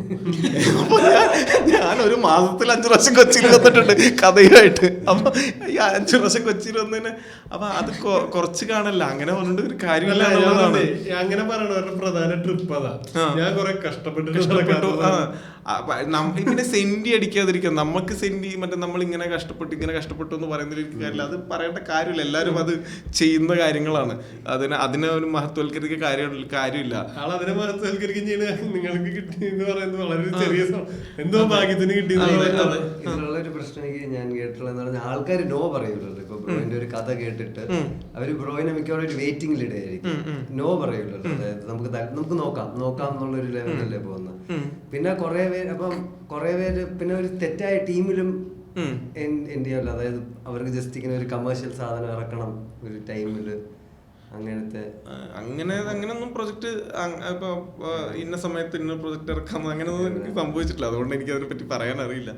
അതാണ് ഈ റിജക്ഷൻസ് എവിടെയും നമുക്ക് ഇപ്പൊ സ്ക്രീൻ പ്ലേന്റെ കാര്യത്തിൽ മാത്രമല്ല. അപ്പൊ നമ്മളൊരു ബിസിനസ് ചെയ്യുകയാണെങ്കിൽ പോലും അല്ലെങ്കിൽ ജോലി ചെയ്യണമെങ്കിൽ പോലും ഒരു ഡിസൈനർ ആണെങ്കിൽ പോലും അത് ഉണ്ടാവുമല്ലോ. അത് നമ്മൾ മാനേജ് ചെയ്ത് മുന്നോട്ട് പോവാ, എപ്പോഴും പോസിറ്റീവായിട്ട് കണ്ടിട്ട് മുന്നോട്ട് പോവാ.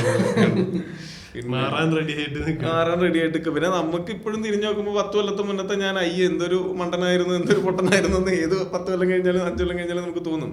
അപ്പൊ നമ്മളത് നമ്മുടെ എക്സ്പീരിയൻസ് ഇങ്ങനെ പഠിച്ചിട്ട് ഇപ്പോഴും മണ്ടത്തരങ്ങൾ പറ്റും, ഇനിയും പറ്റും, നാളെ പറ്റും. ഇപ്പൊ കുഞ്ഞിരാമായണത്തിന്റെ സ്ക്രിപ്റ്റിൽ നോക്കുമ്പോ എന്തെങ്കിലും പോരായിക, അത് കുറച്ചും കൂടി ഇങ്ങനെ ചെയ്യണമായിരുന്നു.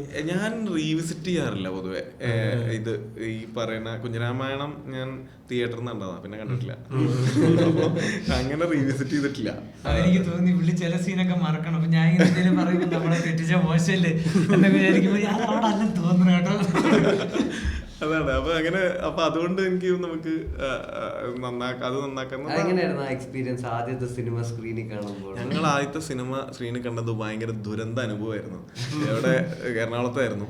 എറണാകുളത്ത് വന്നിട്ട് തിയേറ്ററിൽ പ്ലേ ചെയ്യാം. അപ്പോൾ പ്ലേ ചെയ്യുമ്പോൾ ഇത് പണ്ട് ഈ സ്ക്രാച്ചുള്ള CD നമ്മൾ പ്ലേ ചെയ്യില്ലേ, ഇത് വിഷ്വൽ ആദ്യം വരും, ഇങ്ങനെ സൗണ്ട്. അപ്പൊ ഈ കുറെ മുന്നിട്ട് സൗണ്ട് പുറകേന്ന് വരുന്നുണ്ടാവും. ഇത് ടെൻഷനായി, എല്ലാവർക്കും ടെൻഷനായി പോയി. അത് കേരളം മുഴുവൻ ഇങ്ങനെയാണോന്ന് അറിയില്ലല്ലോ. അത് തിയേറ്ററിന്റെ പ്രൊജക്ഷന്റെ പ്രശ്നമായിരുന്നു. എന്നിട്ട് പിന്നെ ഷോ സ്റ്റോപ്പ് ചെയ്ത് പിന്നെയാണ് പുറത്തിറങ്ങിയപ്പോഴാണ് ആശ്വാസമായത്. എവിടെയും കുഴപ്പമൊന്നുമില്ല എന്നുള്ള ആശ്വാസമായി. എന്നിട്ട് പിന്നെ ഒരു സെക്കൻഡ് ഷോ ഫസ്റ്റ് ഷോക്കാണ് വരുന്നത്. ഞാനും ദീപക്കും കൂടെ ദീപകിന്റെ റൂമിൽ പോയിട്ട് അപ്പോൾ അപ്പോഴേക്ക് ഫുൾ ക്രൗഡിൽ നിലത്തിരുന്നിട്ടാണ്. അന്ന് പിന്നെ ഈ റിവ്യൂസ് ഇല്ലല്ലോ, നമ്മൾ ഫോണിൽ നോക്കാനുള്ള റിവ്യൂ 2015 അങ്ങനെ വന്നിട്ടില്ലല്ലോ. കോളുകൾ വരുന്നുണ്ടായിരുന്നു. അപ്പൊ അച്ഛനൊക്കെ വിളിച്ചിട്ടുണ്ടായിരുന്നു. അവരൊക്കെ സിനിമ കണ്ടിട്ട് അച്ഛൻ ഭയങ്കര ഹാപ്പി ആയിട്ട് വിളിച്ചു. അച്ഛൻ ലാസ്റ്റ് കണ്ട സിനിമ കുഞ്ഞിരാമായണാണ്. അച്ഛനൊക്കെ ഭയങ്കര ഹാപ്പി ആയിട്ടാണ് വിളിച്ചത്. എന്നിട്ട് പിന്നെ ഒരു ഫസ്റ്റ് ഷോക്ക് നമ്മൾ ഇവിടെ മറ്റേ തിയേറ്ററിൽ വരുമ്പോൾ സമയത്ത് നിലത്തിരുന്ന് കാണുമ്പോ അപ്പൊ ഒരു ഇത് കിട്ടി, ഒരു സന്തോഷം കിട്ടി. മറ്റേത് ഒരു ഫസ്റ്റ് ഷോ ഒരു മോശം അനുഭവമായിരുന്നു. ഷോ നിർത്തി വെച്ചു. എന്നിട്ട് ഇപ്പോഴും ഈ സിനിമ ഇറങ്ങുമ്പോൾ ടെൻഷൻ, അതായത് ആൾക്കാർ എങ്ങനെ കാണും, മുമ്പേ ഒരു ടെൻഷൻ ഉണ്ടാവും. അതെങ്ങനെയാണ് ആളുകൾ സ്വീകരിക്കുക എന്നുള്ള ഒരു ടെൻഷൻ എല്ലാവർക്കും എന്തായാലും ഉണ്ടാവും. എല്ലാ പടങ്ങളും ഫസ്റ്റ് ഡേ തന്നെ കാണാൻ പോകാറുണ്ടോ? എഴുതിയ പടങ്ങളെല്ലാം ഫസ്റ്റ് ഡേ കാണാൻ പോകാറുണ്ട്. എല്ലാ സിനിമകളും കാണാറുണ്ട്. പൊതുവെ കുറച്ചൊക്കെ കാണും. തിയേറ്ററിൽ കാണാൻ കുറവാണ്, സിനിമകൾ കാണുന്നത് കുറവാണ്. പക്ഷെ എന്നാലും മാക്സിമം കാണാൻ ശ്രമിക്കും. പാൻ ഇന്ത്യ പോകാൻ പ്ലാൻ ഉണ്ട്? പാൻ ഇന്ത്യ വേറൊരു ഇൻഡസ്ട്രിയിൽ ഇപ്പം ഷാരൂഖ് ഖാന് വേണ്ടി എന്തെങ്കിലും സൽമാൻ ഖാൻ ആയിരുന്നു, ഷാരൂഖ് ഖാനായി. അവരെല്ലാരും കേരളത്തിലേക്ക് വരാൻ നിൽക്കാം. ഞാൻ പറഞ്ഞല്ലോ, പുറത്ത് പിച്ച് ചെയ്തിട്ടുണ്ട്. പിന്നെ അവിടെ പോയാലും വേറൊരു റൈറ്റർ വേണം ഇതിന്. അങ്ങനെ ആക്ച്വലി ഒരു പ്രൊജക്ട് വർക്ക് ചെയ്തിട്ടുണ്ടായിരുന്നു. പക്ഷെ സംഭവിച്ചിട്ടില്ല. മറ്റേ മനുഷ്യന്റെ കഥ എല്ലായിടത്തും ഒന്നാണടാ, അതുപോലെ പോയിട്ടില്ല. അപ്പൊ അങ്ങനെ പറയാൻ പറ്റിയാലും നല്ലതാണല്ലോ. കുറച്ചുകൂടെ നമുക്ക് അവിടെ ഒരു സിനിമ, ഷോർട്ട് ഫിലിം ചെയ്തു, സിനിമ ചെയ്തു, സീരീസ് ചെയ്തു, അപ്പൊ ഇനി വേറെ അതർ ലാംഗ്വേജിൽ ഒരു സിനിമ ചെയ്തു എന്നൊക്കെ പറഞ്ഞ ഒരു സന്തോഷമുള്ള കാര്യമല്ലേ. ഈ നമ്മൾ ഈ ഫെസ്റ്റിവൽ പടങ്ങൾ എന്ന് പറയാറുണ്ടല്ലോ, അപ്പൊ അതിലിങ്ങനെ ഭയങ്കര ഡീപ്പ് കഥ അങ്ങനത്തെ ഒരു സാധനം, അങ്ങനെയുള്ള ഒരു സ്പെസിഫിക് സാധനം ആൾക്കാർക്ക് ഇഷ്ടപ്പെട്ടില്ലെങ്കിലും കുഴപ്പമില്ല, എനിക്ക് ചെയ്യണമെന്ന് താല്പര്യമുള്ളൊരു ആൾക്കാർക്ക് വന്നിട്ട് ആൾക്കാർക്ക് ഇഷ്ടപ്പെട്ടെങ്കിൽ കുഴപ്പമില്ല, ഒരു ഡീപ്പ് അങ്ങനെ ആർക്കും ഇഷ്ടപ്പെട്ടില്ല, എനിക്കിത് പറയണം, വല്ലാത്തൊരു വാശിയാണ്. അതെ. പക്ഷെ അതിന് അങ്ങനെയല്ല, ഒരു നല്ല കുറച്ച് ഭയങ്കര ഉള്ളിൽ തട്ടുന്ന ഒരു കഥ പറയാൻ എനിക്ക് ആഗ്രഹമുണ്ട്. ഭയങ്കരമായിട്ട് ഉള്ളിൽ തട്ടുന്ന, അല്ലെങ്കിൽ ഒരു സോഷ്യലി റെലവെന്റ് ആയിട്ടുള്ളൊരു എന്തെങ്കിലും ഒരു വിഷയം നമുക്ക് പറഞ്ഞ് അത് ആളുകളിലേക്ക് മറ്റേ ഇതാക്കുക, അങ്ങനെ ആഗ്രഹമുണ്ട്. അതേപോലെ ഞെട്ടിക്കാൻ ആഗ്രഹമുണ്ട്, പേടിപ്പിക്കാൻ ആഗ്രഹമുണ്ട്. അതൊക്കെ നമുക്ക് ഉള്ളിലുള്ള ചിരിപ്പിക്കാൻ മറ്റേ ആഗ്രഹിക്കുന്ന പോലെ തന്നെയാണ് ഇങ്ങനത്തെ ആഗ്രഹങ്ങളെല്ലാം എല്ലായിടത്തും ഉണ്ട്. വാവടിപ്പിക്കുക, ത്രില്ലടിപ്പിക്കുക, എനിക്ക് എന്തുകൊണ്ട് ഈ ഐഡിയ പോയില്ലല്ലോ എന്ന് തോന്നിപ്പിക്കാനോ അങ്ങനെയൊക്കെ ഒക്കെ ആഗ്രഹമുണ്ട്.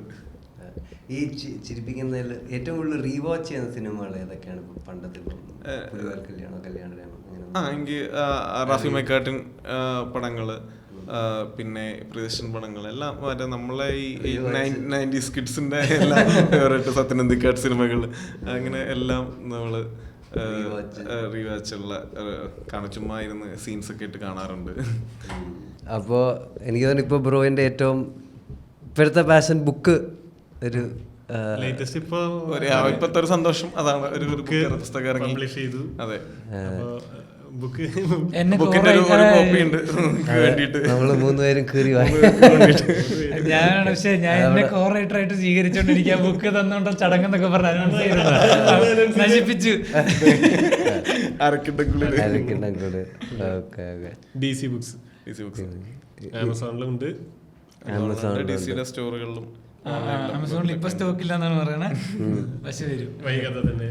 അത് ഇന്നലെ പെട്ടെന്ന് തന്നെ സ്റ്റോക്ക് ഔട്ടായി. ഒരു 3 hours 4 hours കൊണ്ട് ആമസോണിൽ സ്റ്റോക്ക് ഔട്ടായി. അപ്പൊ വിചാരിച്ചില്ല എന്റെ ഒരു കാര്യം അന്ന് നീ ക്യാമറയിലേക്ക് ജസ്റ്റ് ബുക്ക് അരക്കിണ്ണം ക്യാമറമാൻ പേരിന്റെ കാരണം അതൊരു അതിനകത്തൊരു കഥയുടെ ടൈറ്റിലാ. എത്ര കഥയാന്ന് പറഞ്ഞത്? 49 ഒരു പേജും 2 പേജൊക്കെയാണ്. അപ്പൊ ചിരിപ്പിക്കാനുള്ള ഒരു ലക്ഷ്യത്തിന്റെ അറ്റംപ്റ്റ് ആണ്. ലക്ഷ്യം വെച്ചിട്ട് എഴുതിയ കഥകളാണ്. നല്ല ഡിസൈൻ ഒറിയോൺ പറഞ്ഞിട്ടുള്ള ഒരു ആളാണ് ഡിസൈൻ ചെയ്തിട്ടുള്ള ഡിസൈനാ. ബ്രോ പിന്നെ കഥ പറയുന്ന എപ്പിസോഡ് ചെയ്തിട്ടില്ലേ? കഥ എന്ന് പറഞ്ഞിട്ടൊരു പോഡ്കാസ്റ്റ്. അത് പക്ഷെ ഇപ്പൊ അങ്ങനെ ആക്റ്റീവ് അല്ല. അത് ഇവിടെ ആക്സസബിൾ നമ്മുടെ ഇതിൽ സ്പോട്ടിഫൈയിലുണ്ട് കഥ എന്നുള്ള പേരിൽ ഒരു എഴുതിയിട്ടുള്ള പോസ്റ്റുകൾ തന്നെ കഥ പോലെ പ്രസന്റ് ചെയ്ത് നോക്കിയതാണ്. 5 എപ്പിസോഡോളം ഇങ്ങനെ റെക്കോർഡ് ചെയ്തിട്ടുണ്ട്. വീഡിയോ അല്ല, ഓഡിയോ. ദീപു ബ്രോ ഇനിയും കഥകൾ എഴുതട്ടെ, നേരത്തെ പറഞ്ഞ പോലെ ഞെട്ടിക്കട്ടെ, ചിരിപ്പിക്കട്ടെ, മനുഷ്യന്റെ എല്ലാ വികാരങ്ങളെയും അമ്മാനമാടട്ടെ ആശംസിച്ചു. ലോകത്തിലുള്ള എല്ലാ ആൾക്കാരെയും പല പല ഫോർമാറ്റുകളിൽ ഇങ്ങനെ ഓരോ ഇമോഷൻസ് എത്തിക്കട്ടെ. സൽമാൻ ഖാൻ, ഷാറുഖ് ഖാൻ വെച്ചിട്ട് പടം ചെയ്യാൻ പറ്റട്ടെ. അതെ,